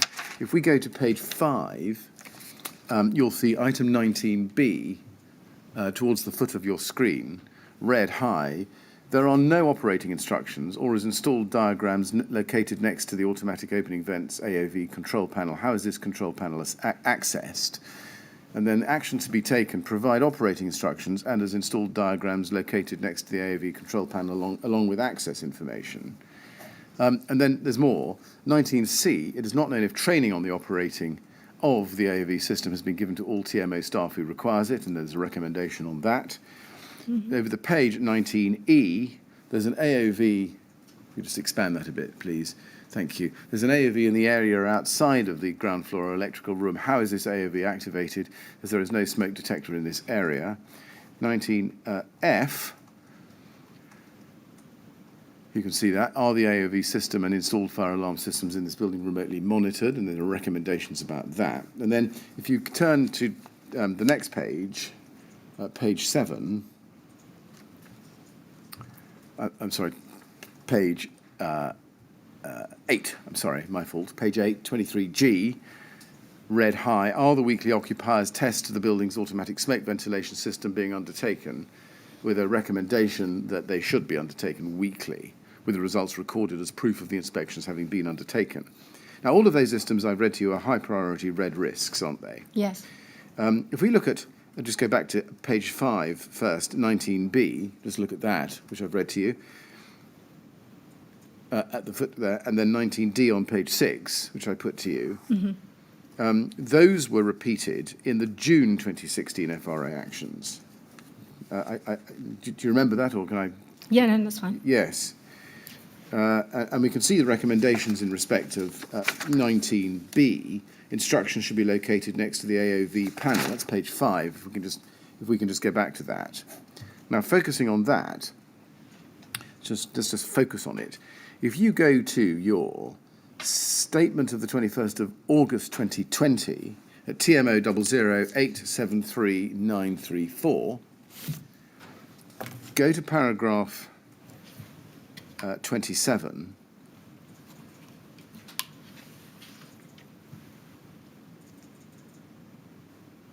Which is on page 16.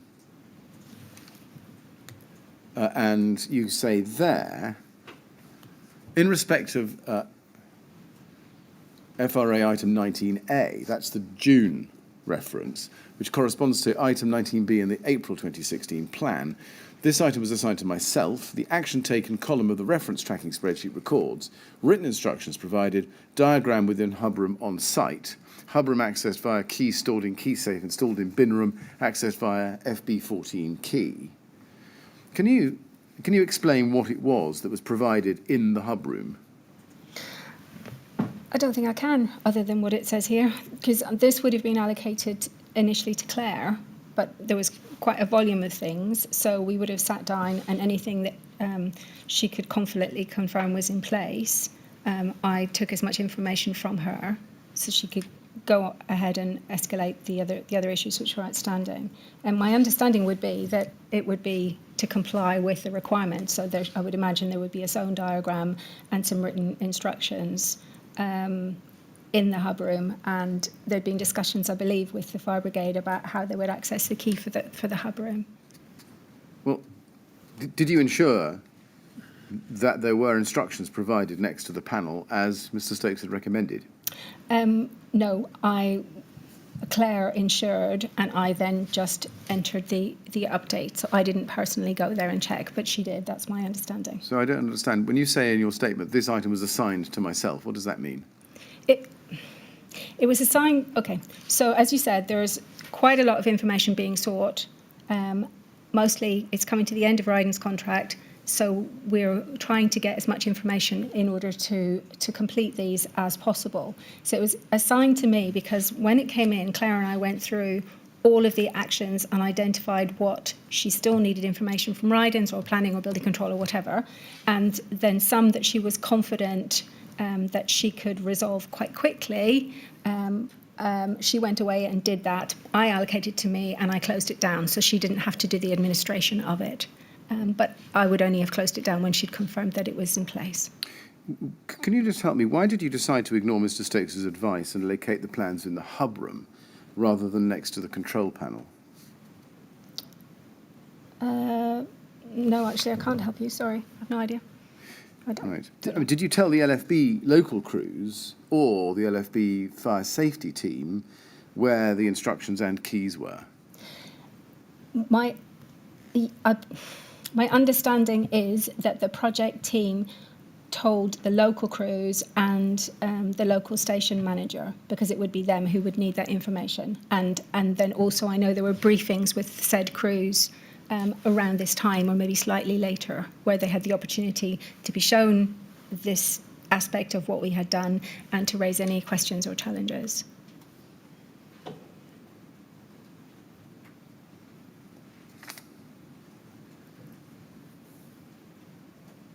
Now, if we go to TMO 100330004, we can see an email from Dave Hughes of Ryden at the top there on the 5th of July to Claire Williams. Hi Claire, copy of Simple Guide to AOV System as requested.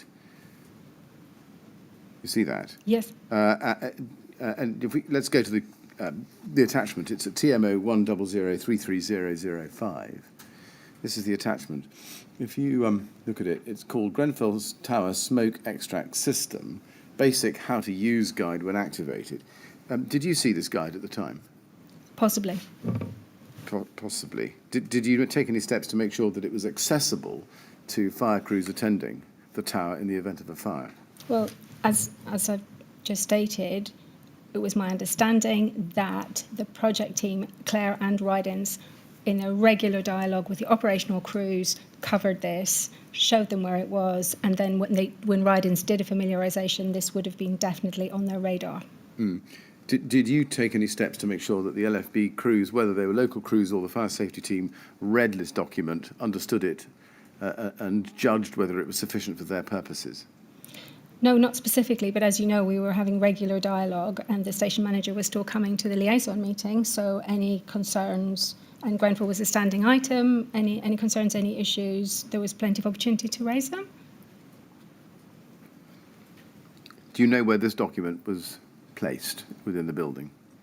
Well, it says the hub room, so that's my understanding. So this document went into the hub room? I know what I was told. I didn't go and look at it firsthand.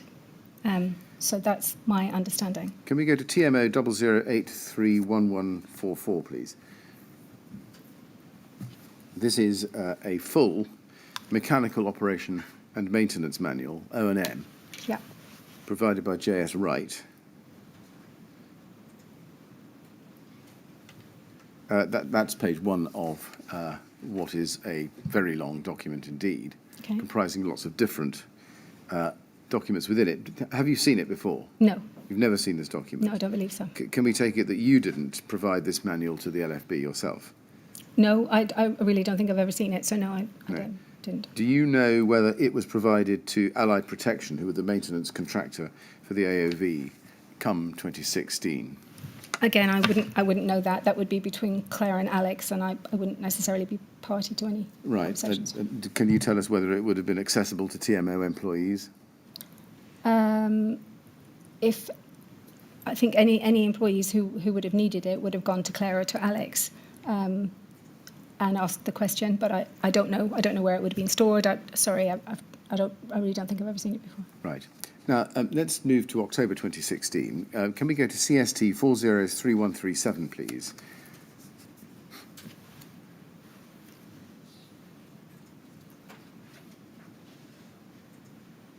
This is a letter dated 19th of October 2016 from Carl Stokes to you. The subject is Grenfell Tower. Mm-hmm. And he starts by saying, "Thank you for asking me to inspect this building before an audit of the premises is undertaken by the London Fire Brigade under the RRO next week.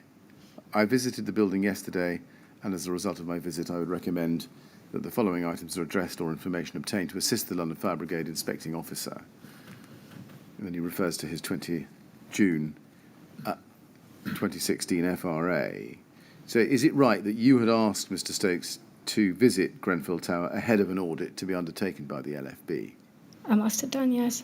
Why was that? And the reason I ask why is that he'd only completed his FRA 4 months before that, on the 20th of June. I think it was something that I'd been instructed to do by Peter Madison several years prior, that where we were having buildings audited, that we really should do our own checks in the first instance.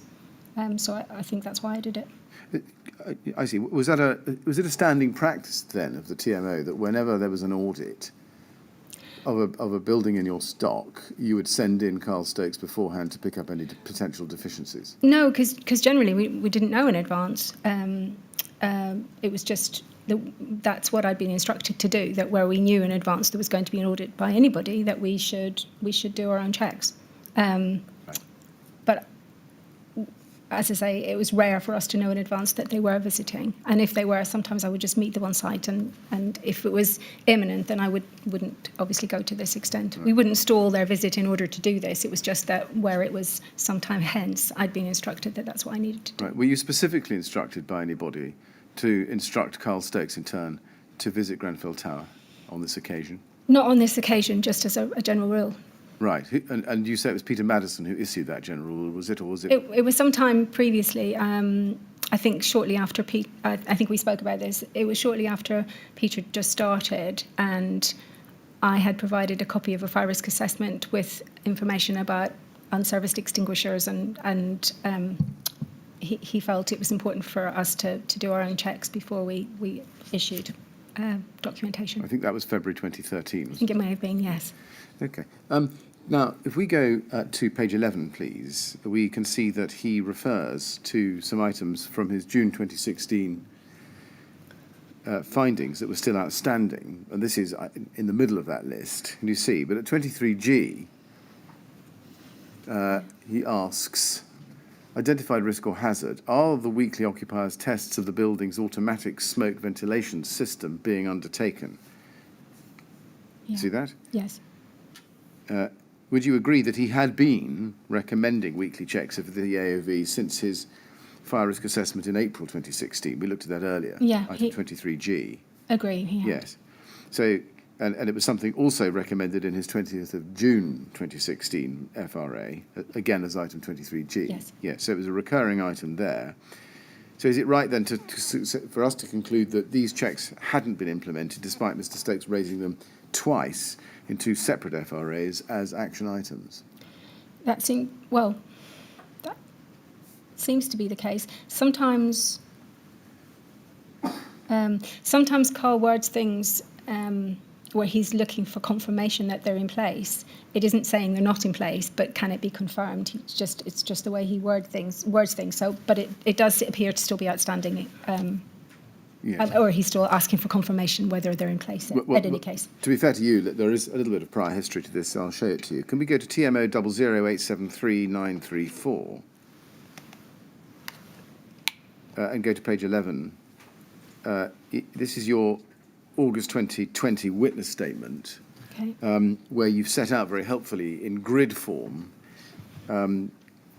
the item in the significant findings schedule for June 2016. If you go to line 23G, you can see that you set out there weekly occupier inspections in the right-hand column.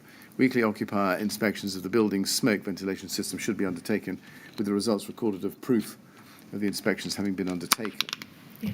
Sorry. That's the recommendation, I'm sorry. And then if we go to page 31 of your statement on page 17, you can see your reply there in respect of 23G. Okay. You say, paragraph 31, in respect of item 23G, this item was assigned to Nicola Bartholomew. A note had been added to the action column which stated, can you confirm that Paul is undertaking these, please? In the action taken column, it's recorded, tested weekly on Fridays. This action was fully completed by 13th March 2017. In a subsequent FRA tracker, a further comment has been added, tested weekly on Fridays, inspection record supplied. And then you attach a document, which is the WT record, confirming that. Now, I've shown you to you in your statement because you very helpfully brought all the history together there. Just looking at what you say in paragraph 31, what do you mean by fully completed? You say this action was fully completed by 13th of March 2017. What did you mean by fully completed? It must have been fully completed on the W2 system at that point in time, which is a significant delay. That's usually what I mean is it's fully completed on the W2 system. Right. Up until that point, it was either outstanding or partially completed. Right. And the 13th of March, was that the date when you were told about completion, or the date which the FW2 system shows as the completion date? It must be the date that the W2 system shows as completion, right. But so it would have been completed and then sent back to our inbox, but we would usually be really prompt at closing them down. So it's usually a fairly good reflection of when I've been advised that it's been completed. Do you know when Nicola Bartholomew instructed Paul Stedman, who is the ESA, to carry out these checks? I don't, I'm sorry. Right. It may be that there was a training aspect that he wanted to be more confident about specifically what what the check entails, although I anticipate that it was right. Largely visual, but I don't know, I'm sort of speculating. Right. Can we assume from what we've seen so far that because Carl Stokes had raised this question again in his letter of the 19th of October 2016, at least by that date, these weekly checks had not yet been implemented? That seems to be the case, judging by this yes. closure. Can you explain why that is so? No, I can't. As I've said, there may have been a training aspect where Paul may have sought or required additional training, but again, that would be something that could normally be put in place quite swiftly, so I can't give any explanation. Are you able to tell us when it was that Paul Stedman did start to test the AOV system weekly? No. They should be on his regular checks, so there should be a... Did you yourself ever check that he was testing the AOV system weekly? I must have been in dialogue with Nicola, and Nicola worked on site and at that stage supervised Paul, so I was confident that what she said was accurate. Right, but it was your responsibility to make sure, supervising Nicola Bartholomew, that these weekly checks were being carried out, whether by Paul Stedman or anybody else on site. Yes, but he's not managed by me, he's managed by people who are on site and can speak to him, can supervise what he's doing.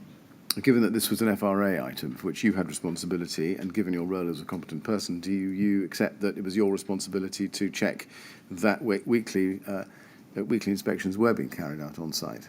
I don't accept that I can supervise every single action and the completion of every single action on site, because I just wouldn't have had the capacity to do that. The people who were actioning these were often managed by very competent people, and to some extent I had to rely on what I was being told. Not across the board, but I wouldn't have had capacity to check every single on-site action. Going back to the question of trying to date when it was that weekly inspections did start, can we go to MET 3065673? This is a report, I think, called Estate Service Monthly Checks at Grenfell Tower, 16th November 2016. Note defects period runs out until 4th July 2017. Is this document familiar to you?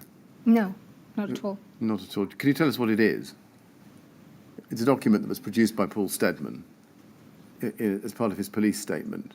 Have you not seen it before? Sorry, no, I've never seen it before. I have no idea what it is. Right. Apologies. Do you know who did draft this document, or who would ordinarily have drafted it? If it obviously relates to works that were undertaken as part of the major works, so I don't know if it's something that Claire Williams in association with Rydens, I would assume it was one or other of that, because it seems quite specific, doesn't it? Now, we've looked at this document, and it does not appear to us to cover the testing the environmental function of the AOV. Now, was that something that you were aware needed to be carried out, testing of the environmental function of the AOV? I can't actually recall. I remember that at the conclusion of the work there was quite a significant amount of checking that needed to be done at varying frequencies, which Claire produced. And my understanding was that training and had been put in place. Some of it was going to be undertaken by contractors and some by staff. I didn't really delve into the detail, because between the estate services teams and Claire and Rydens and contract management, my understanding was it was in place. But yeah, sorry. If we go to page 6, we can see at the top of page 6 that it says weekly, the TMO need to check that the smoke ventilation system is working. This entails ringing Tunstall. Does this tell us, even approximately, the date when weekly testing of the AOV started, or at least should have started? It should have started when it was commissioned and handed over, but there may have been a delay in terms of training, but then it should have started.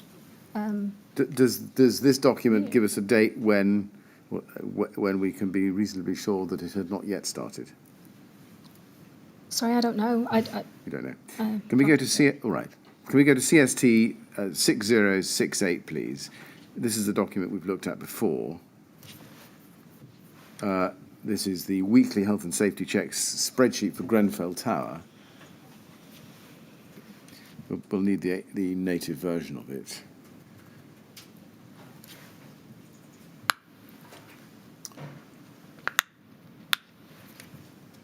We saw this last week, Ms. Wray, but if we go to cell B6, you can see that there are weekly ESA checks between the 1st of January 2016 and the 14th of June 2016. Now, we don't see anything there for weekly tests of the AOV.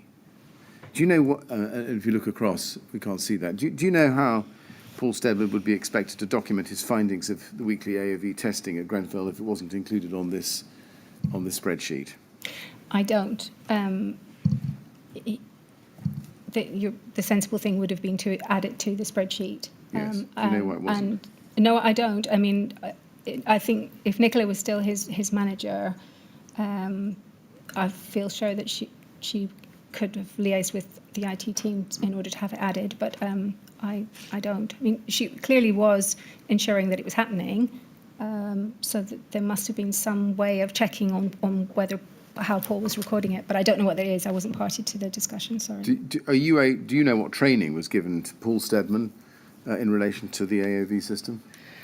That would really be a question for Claire. Rydens did provide familiarisation, and I think then subsequent additional training if it was required, but I don't have the detail of it. And what about Seamus Dunley, the handyman? Did he ever get any training on the AOV system at Grenfell Tower, or even generically? I would have thought similar to Paul, really. Now let's look at a slightly different topic, which is the inspection and maintenance of the new AOV itself. Dr. Lane has summarised her opinion about the inspection and maintenance requirements applicable to the new AOV in Chapter 7 of her report. And I think I can summarise it quickly by a reference. Paragraph 5.9.109 at BLARP 25033, page 106. She says that the minimum maintenance steps include weekly, monthly, quarterly, 6-monthly and annual inspections. Do you agree with that? I'm sure she's better qualified than me to comment. I wouldn't know that off the top of my head. I could find out pretty easily, but I'm not an engineer. All right. Now, take it from me that the completion certificate for the new AOV system was dated 3rd of May 2016, okay. And we make that good by a reference to the document TMOM 401862. There's no need to turn it up. Are you able to explain what the maintenance regime was that was put in place for the new AOV? I'm not. You're not? My understanding was they would still have been under defects for at least a 12-month period, and therefore I would have expected any of the more technical inspections and servicing and maintenance visits to be undertaken. So my expectation would be that the quarterly, 6-monthly, the annual, all of those would be done by possibly JS Wright if they were the appropriate contractor.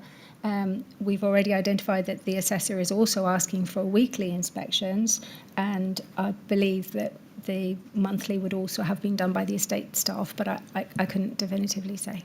Now, the first inspection we've got on record, or servicing we've got on record by Allied Protection, relating to the new AOV system was carried out on the 17th of January 2017. Okay.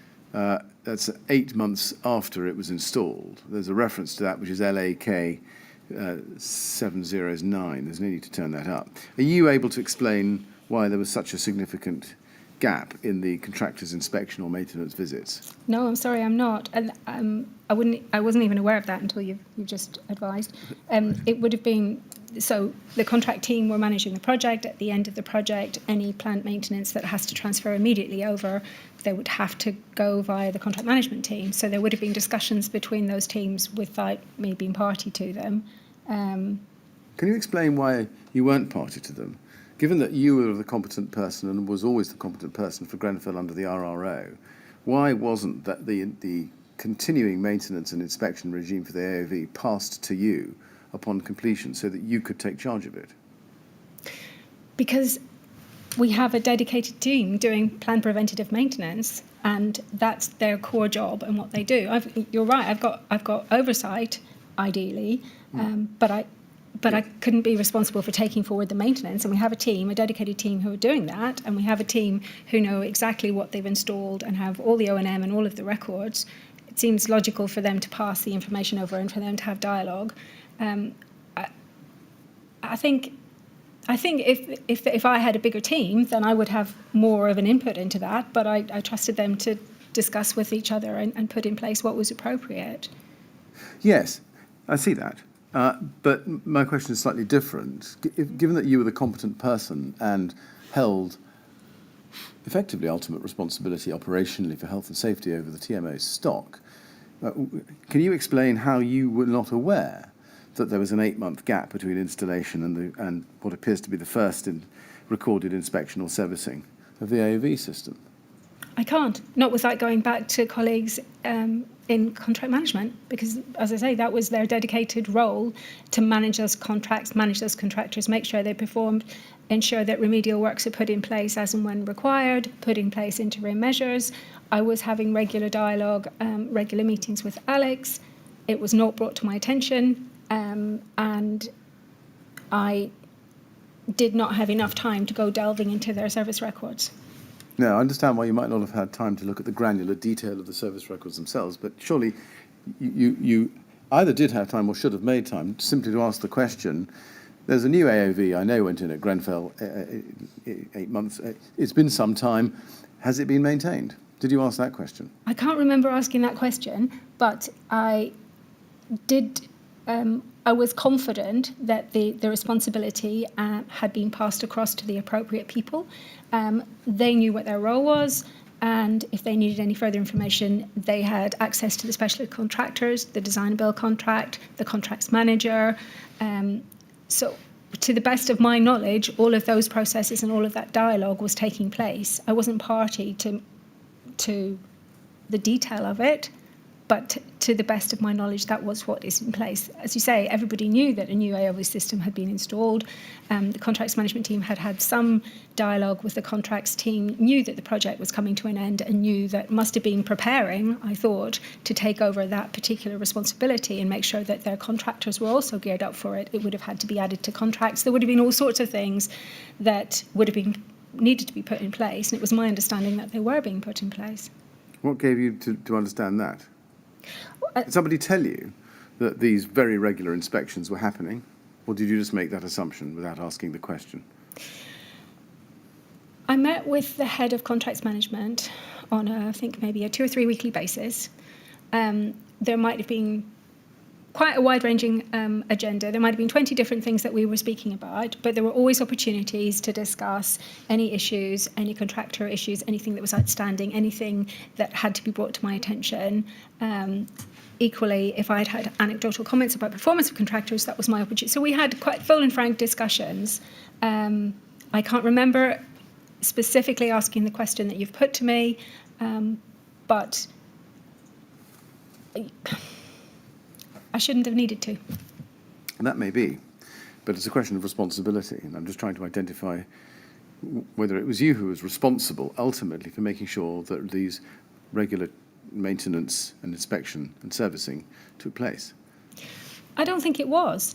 Whose was it then? I think it's clear from our health and safety policy statement that the contracts management team monitor the systems that we have in place, procure the contractors, ensure they get competent advice to ensure that the levels of checking are exactly what they should be. All of that sits with that team. I have dialogue with them, and in an ideal world, I would have done more delving down into the granular detail, but they were competent to do that role, and that should have been their role. But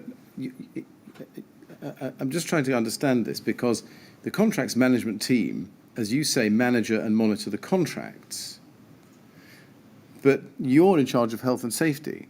So wasn't it your responsibility to manage, supervise and monitor the contracts team so as to make sure that whatever it was that the contracts team were doing, they produced the goods in terms of compliance with the RRO?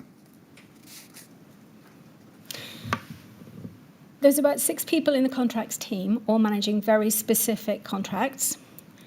The contracts team is also building up KPIs, sits on the Health and Safety Committee where they also report into.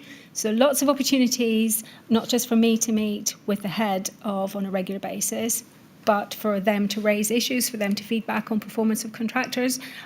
I don't think you can take away their responsibility. I think. Sorry. I'm not suggesting that they're not responsible. What I'm trying to get to the bottom of is how you saw your responsibility in relation to theirs. My responsibility was to keep a degree of oversight of what they were doing, be aware of where there were interim measures, where there were failing contractors, what we were doing to mitigate risks, Yes. what's coming along on the highway, any areas of non-compliance, how are we addressing those? How are we getting on with KPIs? When are we going to have fire safety KPIs? What have we got on Keystone? Who's got access to it? All of that, which is why I would meet with the head of contracts management, and they sat on the Health and Safety Committee. And before that, there was the operations group. There were lots of opportunities for dialogue so that I could start to get the detail of what I needed. But it's a big amount of work. Sorry. Yes. It's a big remit, and within that, I was trying to focus on the things that I thought were the most important. So it was a question ultimately of your prioritising things you thought were the most important in exercising the degree of oversight that you had? To some degree, it had to be, because there was a finite amount of time and a vast amount of work. So that was I was trying to make the two marry up. Yes, I see. Well, in light of that helpful explanation, coming back to my question, are you able to explain, given the degree of oversight you had and the way you prioritised, why it was that an 8-month gap was allowed to open up between the installation of the AOV system and its first recorded inspection or servicing in January 2017? And I have to give you the same answer. I don't know the answer to that, but if you had the head of contracts management here, he could probably tell you, because there were probably a lot of other factors that neither you or I are aware of that would contribute. Sorry. Well, Ms. Wray, I think the only question Mr. Millett's asking you to focus on is, were you aware that there was the 8-month gap, and if not, why not? Yeah, I appreciate that. No, I wasn't aware, and I can't really add anything more to the explanation I've tried, obviously badly, to put together. No, that's right, thank you. Now, let's just finish off quickly on this. I'll give you 2 dates. The next service visit for the AOV was 13th of April 2017. That couldn't go ahead because Paul Stedman wasn't on site. So the next service visit was the 15th of May 2017. Dr. Lane has concluded that the frequency of inspections 4 months apart is substantially less than that required by the relevant British standards, and that's paragraph 19.6.24 at BLARP 2 6033, page 467. What steps, if any, to your knowledge, did the TMO take to make sure that the AOV system maintenance arrangements through external contractors was compliant with the British standards as applicable? Again, I can't answer that. Contracts managers would be able to answer that comprehensively, because they know who they sought advice from, what information they received from the specialist contractors, when they received it, what the O&M manuals, they had access to all of that, but I didn't, so I can't answer Are it. you able to tell us whether the TMO put in place any defined procedure for the maintenance of the new AOV system once it was installed? I can't. No. And you can't because, is this the same reason as before? Well, yes, Someone because else's job, it was managed by contracts management, yes. but not overseen by you? Not to that level of detail, no. Not to you say that to that level of detail. It's, with great respect, it's not a level of detail to put in place a policy or a procedure or a protocol for the maintenance of a new AOV system in a large residential high-rise, is it? It's not a level of detail. It's a level of detail I would expect the contract manager to work with the contractor to agree exactly what they're doing, when they're doing it, agree a program, agree the extent of the checks that they're doing and when they're doing it. It's not a level of detail that I would normally be involved with. I'm not a contracts manager, and I have, some technical knowledge, but limited. So it's not something that I would feel it was for me to lead on. Not for you to lead on, but for you to have any oversight on?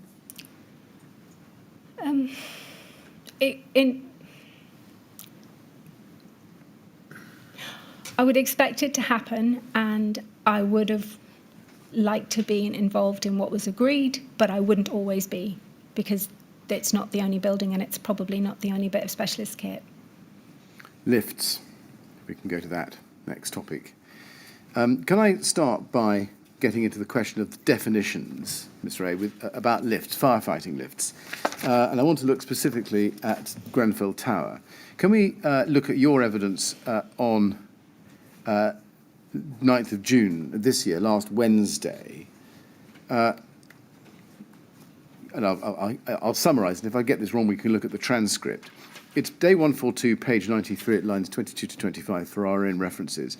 And you recall that I put Carl Stokes' letter of the 23rd of June 2010 to you, CST 401887. And you said that there was a point of disagreement between Mr. Stokes and you. And you said, I was very clear that they were not firefighting lifts or evacuation lifts, and my discussion with my then senior lift engineer had clarified that. You remember that evidence? Yes. Yes. And you also clarified that Robin Callan was that lift engineer. That's right, Robin Callan. Yes. And you also went on to say, day 142, page 94, lines 1 to 5, that you say, had that had been conveyed to Salvus and was discussed with Mr. Stokes, but he remained utterly convinced that they were firefighting lifts, and so insisted on still describing them in that way. That was your evidence last week. Yes. Drawing the threads together, can we agree that Carl Stokes repeated in every FRA he did for Grenfell Tower between 2010 and 2016, twice in 2016, that the 2 lifts at Grenfell Tower were firefighting stroke evacuation lifts? He did, yeah. He did. And therefore that those lifts could be used for evacuating residents from that building in the event of a fire? That's what he said. But as I also said last week, we were never going to use them in that way.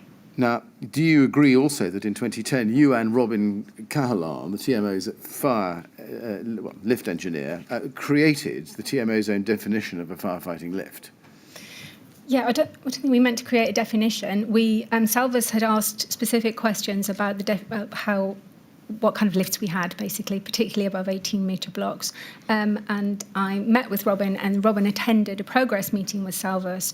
And I think in discussion with Salvus, they felt it would be helpful to outline which of the criteria they did meet. And I think that was all we were trying to do, was clarify.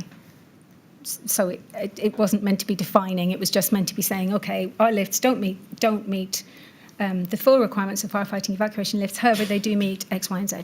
Yes, let's go to that progress meeting then. In light of that, this is, and if this is not the one, tell me. SAL 6042. What I'm showing you is the minute of a progress meeting for fire risk assessments in high-rise blocks. High-risk blocks. Although I think they're the same. Yeah, I think I meant. 23rd of February 2010. Do you see that? Yes. And we can see that you're there, Andrew Finesse is there, Adrian Bowman, and also Robin Cahalan. Yep. For part of the meeting, and apologies from others, including Anne Muchmore. If we go to page 1, a little bit lower down, you can see the subject of lifts is discussed. And I'll just read it to you. It says this. Robin Cahalan, TMO lift engineer, attended for this item. Janice advised that a number of the FRA action plans had raised specific queries in relation to lifts, and these have been referred to Robin, who was seeking confirmation from Salvus that his interpretation of what constitutes a firefighting lift is the same as theirs. The specific points from the action plans were as follows, and then they're set out in the box there. Yeah. And then after that it says, RC then outlined the 3 different classifications of lifts in terms of fireman's lift, firefighting lift, and evacuation lift.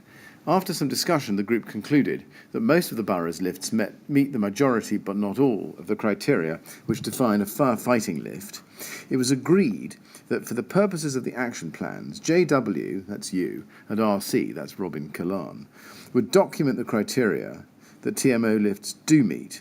RC clarified that the requirements for lifts below a certain size are less onerous, and so these lifts are less likely to comply with a significant number of these criteria. Action, RC and JW, to document the criteria that the TMO's firefighting lifts meet and advise Salvus so that this can be included in future action plans. First, can you explain what specific queries have been raised about the lifts in the FRA action plans? I think it's these 3 points that is recommended. These were coming up regularly in the significant findings and action plans, and we were trying to be clear about how they should be addressed. Right. Those are the confirmations, or rather the recommendations, because they're the action points to be taken away. What I'm really after is the concerns that had given rise to them.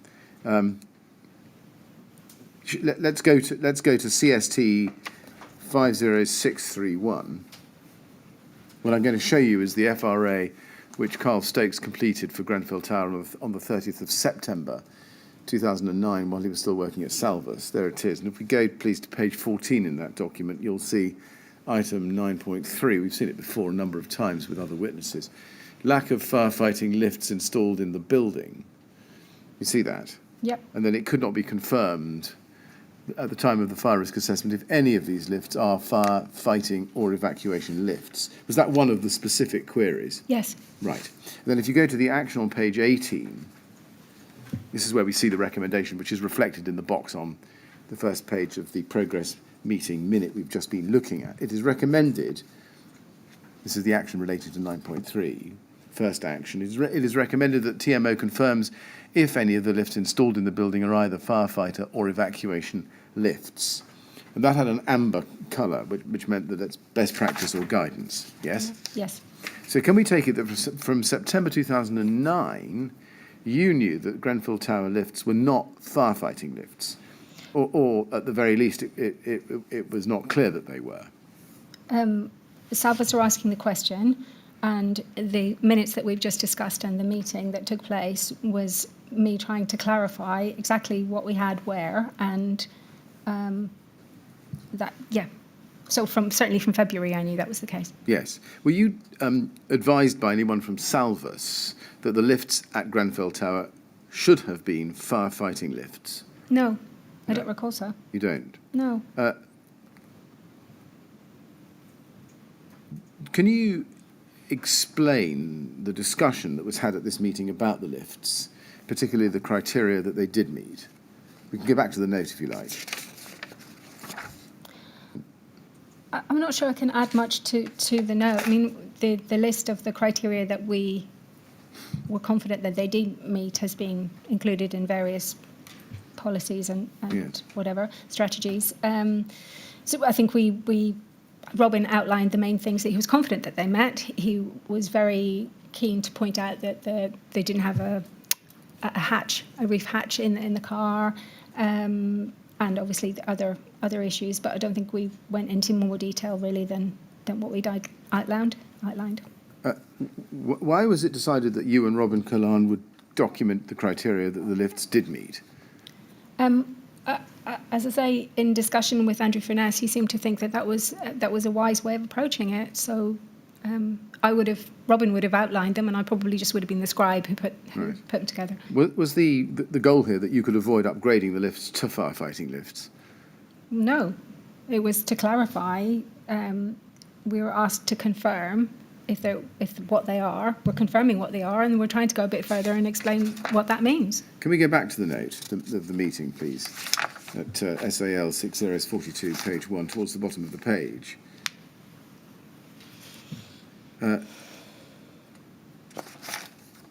You can see the action point. Yeah. You describe the lifts as the TMO's firefighting lifts, don't you? I always put it in speech marks so that it's quite clear that it's that they're not firefighting lifts. Well, you don't here, do you? At the foot of the page, I'm looking at the action point. RC and JW to document the criteria that the TMO's firefighting lifts meet. Yeah, not there, but that follows on. This is just No, so not always. But my question isn't about punctuation. Why did you use the expression firefighting lifts there at all? Why not say TMO's lifts? Well, that's what I should have said. But why didn't you? There's a reason for that. No, there's nothing sinister. I just have a lot of notes to do, and I obviously didn't do those as meticulously as I should.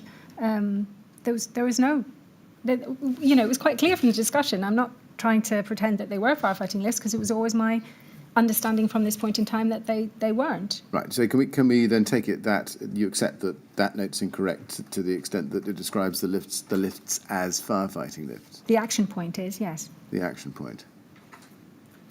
Now, after this meeting, do you remember you emailed Andrew Finesse with the information about the TMO's lifts? CST 403102, where we see the email. You remember this email? It's the 3rd of March 2010. Yes, I think so. And if we go to the foot of the page, which is where we see the email, it's copied to, among others, Adrian Callan. Andy, further to the discussion at the recent progress meeting, Robin and I have put together the following information, which relates to TMO lifts serving blocks over 18 metres in height. 1, minimum car size, and you set out the definition. And over the page, Andy, Robin's colleague, is currently going through the asset register to identify the locations of these lifts. 2, dedicated power supply serving lift, 3-phase, etc. And other things with dedicated power supply. 3, two-way communication on new lifts, includes connection to customer service centre out-of-hours monitoring service when lift alarm is activated. 4, fireman's control switch fitted. You can see the rest of that text. 5, lift, car and landing doors are composed of stainless steel that is not less than 16 SWG thick and over 2 hours fire resistance. You see that? Yes. Now, was it your intention to create with Robin Carlyle the TMO definition, in-house definition, private dictionary, if you like, of a firefighting lift? No, it wasn't. It was our intention to try and be transparent about what criteria the lifts did meet, while accepting that they weren't firefighting or evacuation lifts. We thought that might be helpful information for the fire brigade, because I subsequently sent this on to Brian Deans, who was then the borough's fire commander. Right. So you set out here all these features, but you don't anywhere conclude that, notwithstanding all these features, they are not to be taken as firefighting lifts, because they are not, do you? This was an email to Andrew Furness after the meeting where this was discussed at length. He was quite sorry. I thought my intro just said these are the features that our lifts do meet. He was quite clear that they weren't. It was explicit that they weren't. Yes. And now, I mean, look at his response then, to make some more sense of what you've just told us. At the top of page 1, he comes back to you the same day, a couple of hours later. Hi, Janice, thank you for the information. We will include the following statement in relation to firefighting lifts based upon the details attached. And then he goes on to say, TMO has confirmed that lifts servicing the block over 18 metres in height meet the requirements for firefighting lifts as per specification provided by TMO's senior lift engineer. And then if you go down to the last paragraph, we will include these statements for all assessment reports for those blocks visited on or after 4th March 2010, and suggest that as you work through the action plan in relation to the previous FRAs, that you include these statements to indicate closure, thereby showing that TMO is actioning the findings of the FRAs, thus complying with the requirements of the fire safety order. Now, I'll come back to that in a moment. Can I, before I do, show you what you say in your third witness statement? At TMO 00847305, page 26, paragraph 91.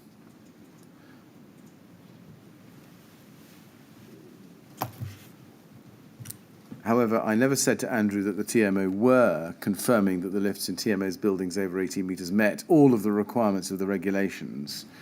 My intention was to point out the features of the legislation that the lifts did display complied with. I was aware that the TMO lifts did not meet all of the requirements. Now, would you agree that your email went rather further than what you say there? Because the information that you provided to Andrew Furness was to be used in all future fire risk assessments and in previous FRAs to represent that the lifts in buildings over 18 metres in height were in fact firefighting lifts. I wouldn't accept that, no. But that is what he said in his response email, isn't it?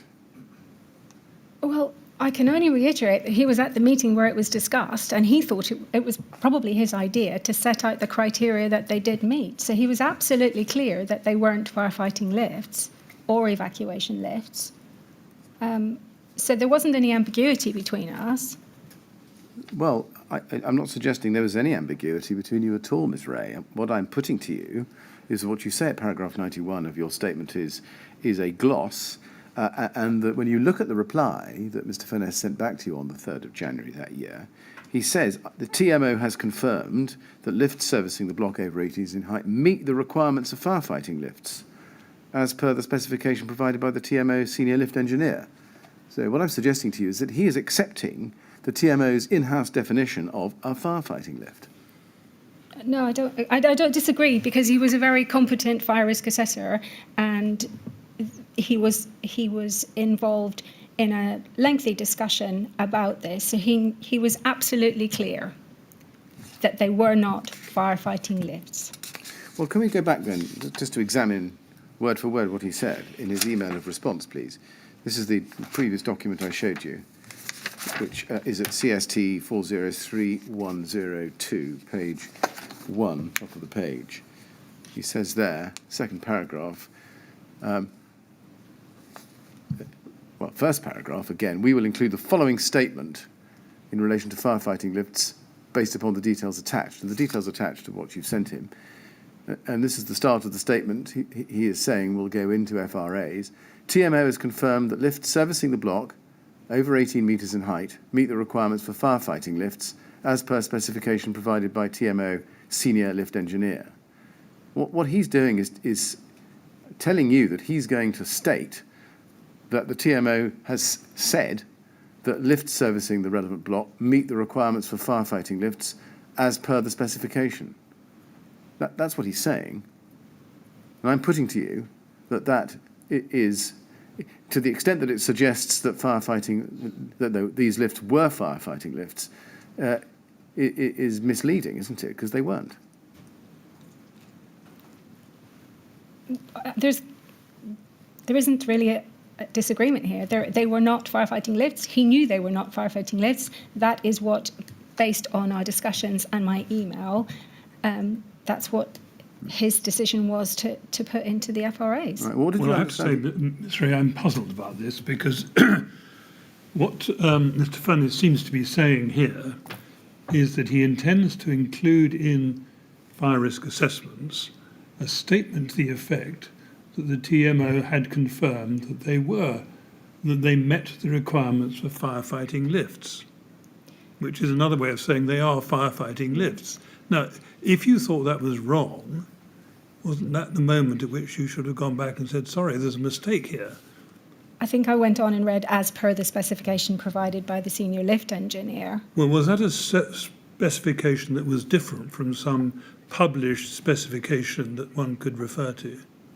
Yeah, yes, it's what we discussed just now. Andrew, in the meeting, Robin Killarn was very clear that we didn't have any firefighting and evacuation lifts in the stock. However, he went on to say, and I wish he never had now, obviously, that actually our lifts in high-rise blocks met quite a significant number of the criteria. And I believe it was Andrew Furness who said, well, that would be helpful to outline that. So I think we've got tangled up in something that he instigated and then worded. Well, it looks like a recipe for confusion if you're going to effectively create your own definition of a firefighting lift, which is then going to be used without qualification. Yeah, I mean, that was never the intention. And as I say, when we wrote to the Borough Fire Commander at the time, and normally I would always have made sure that I had exclamation mark, that speech marks and whatever, and reiterated that they don't meet these. However, they do have the following features. But I can see that this is not greatly worded. Well, it's more. Yes, thank you, Mr. Chairman. It's not more. It's more than not greatly worded. It is, as the chairman has suggested, a recipe for confusion. Because I'm suggesting to you what you're doing here is accepting or going along with the suggestion that you would call lifts firefighting lifts, not in accordance with established standards, but in accordance with the TMO's in-house definition. Yeah. Yes. That wasn't the intention, but that appears to be the way it went, yeah. Now, after this was agreed, and Carl Stokes, of course, became the selected TMO fire risk assessor later this year, at least for the medium risk programme, and then again for the low risk programme in the following year. You then gave Carl Stokes this information in the June of 2010, didn't you? I gave him, I think, the copy of the email that I sent to Andrew Furness, setting out what was below. Yes, I mean, we don't perhaps need to look at it. CST 401887, page 2, meeting of the 22nd of June, referred to in his letter of the 23rd of June 2010. And you also repeated it in your meeting with him on the 24th of September 2010, as repeated in his letter back to you of the 27th of September 2010. Yeah. I mean, we went through all this last week. Perhaps we should just look at the last of those documents, CST 403061. This is his letter back to you of the 27th of September 2010, following your meeting on the 24th of that month. And if you go to page 1, there's the first page of the letter. You can see that there is a long list on the first page of the items covered by the letter, and halfway down, just below halfway down the list, is lift maintenance service and testing policy. You see that there? Yes. Now, if you go to page 3 of the letter, you can see where that's covered under the heading lift maintenance service, servicing and testing policy in TMA residential buildings towards the foot of page 3. And it says this: the following information relates to firefighting and evacuation lifts in TMA residential buildings over 18 metres in height. Copy of an email from Mrs. Wray. And then there, and over the page, your email is copied. And that's really a lift from the 3rd of March 2010 email that we saw earlier. Yeah. Yes. Now, can we take it then that you instructed Carl Stokes, in preparation for his taking on the medium and then later the low risk programme, to include the same phrase in his fire risk assessments that you'd agreed with Andrew Furness? I didn't instruct him to use the same, and also the medium risk would be generally the blocks under 18 metres, which we had already established probably didn't even have this number of attributes. So it didn't automatically follow that the blocks that he was going to be assessing met the same criteria in terms of height. Well, we know what happened in the end, because in fact he became the fire risk assessor for all the blocks of all risks in the estate. But if you look at the list, it goes over to page 4 of the letter, and after the 9 paragraph points, in the first sentence there, the text, he says, from the information above, the lifts where fitted in residential building would also be suitable to be used by disabled persons as a means of evacuating the premises, and the TMO asset register system holds all the premises address, etc., etc. Yep. So it's clear from that, isn't it, that you are proceeding with Mr. Stokes in the same way that you had been proceeding, as we saw, with Mr. Furness. In other words, to treat the lifts in the TMO estate as firefighting lifts or evacuation lifts. I'm confident that I spoke to him repeatedly during the time he worked for us on specifically this matter, and I know there was a subsequent email from Robin Callan, which might have been 2011, where Robin said, the criteria have now become clearer, and I'm just emailing to say we definitely do not have any firefighting or evacuation lifts, and that was sent to Carl and to myself, and Carl came back even challenging that and saying, well, I'm not sure what standard you're referring to, but I'm not aware of any change. So there was subsequent communication where Robin Callan said, that just to be absolutely clear, we don't have any, and the cost to upgrade them would be prohibitive, and he had that as well. Why did you not go back to him on receipt of this letter and say to him, although the lifts have the features you have identified, I have identified in my email, which you have rightly lifted, these should not be taken as firefighting or evacuation lifts because they are not? I think it is likely that I did go back to him verbally. I certainly did repeatedly over the years, and I still got met with, no, I'm confident they are, I'm confident they are. Right. Well, Mr. Chairman, we will be pursuing that evidence after the break. I think now is a convenient moment. Yes, all right, thank you very much. Well, it's a good time to have a break for some lunch, Miss Wray. We'll resume at 2 o'clock, please. And again, please don't talk to anyone about your evidence while you're out of the room. All right? Thank you very much.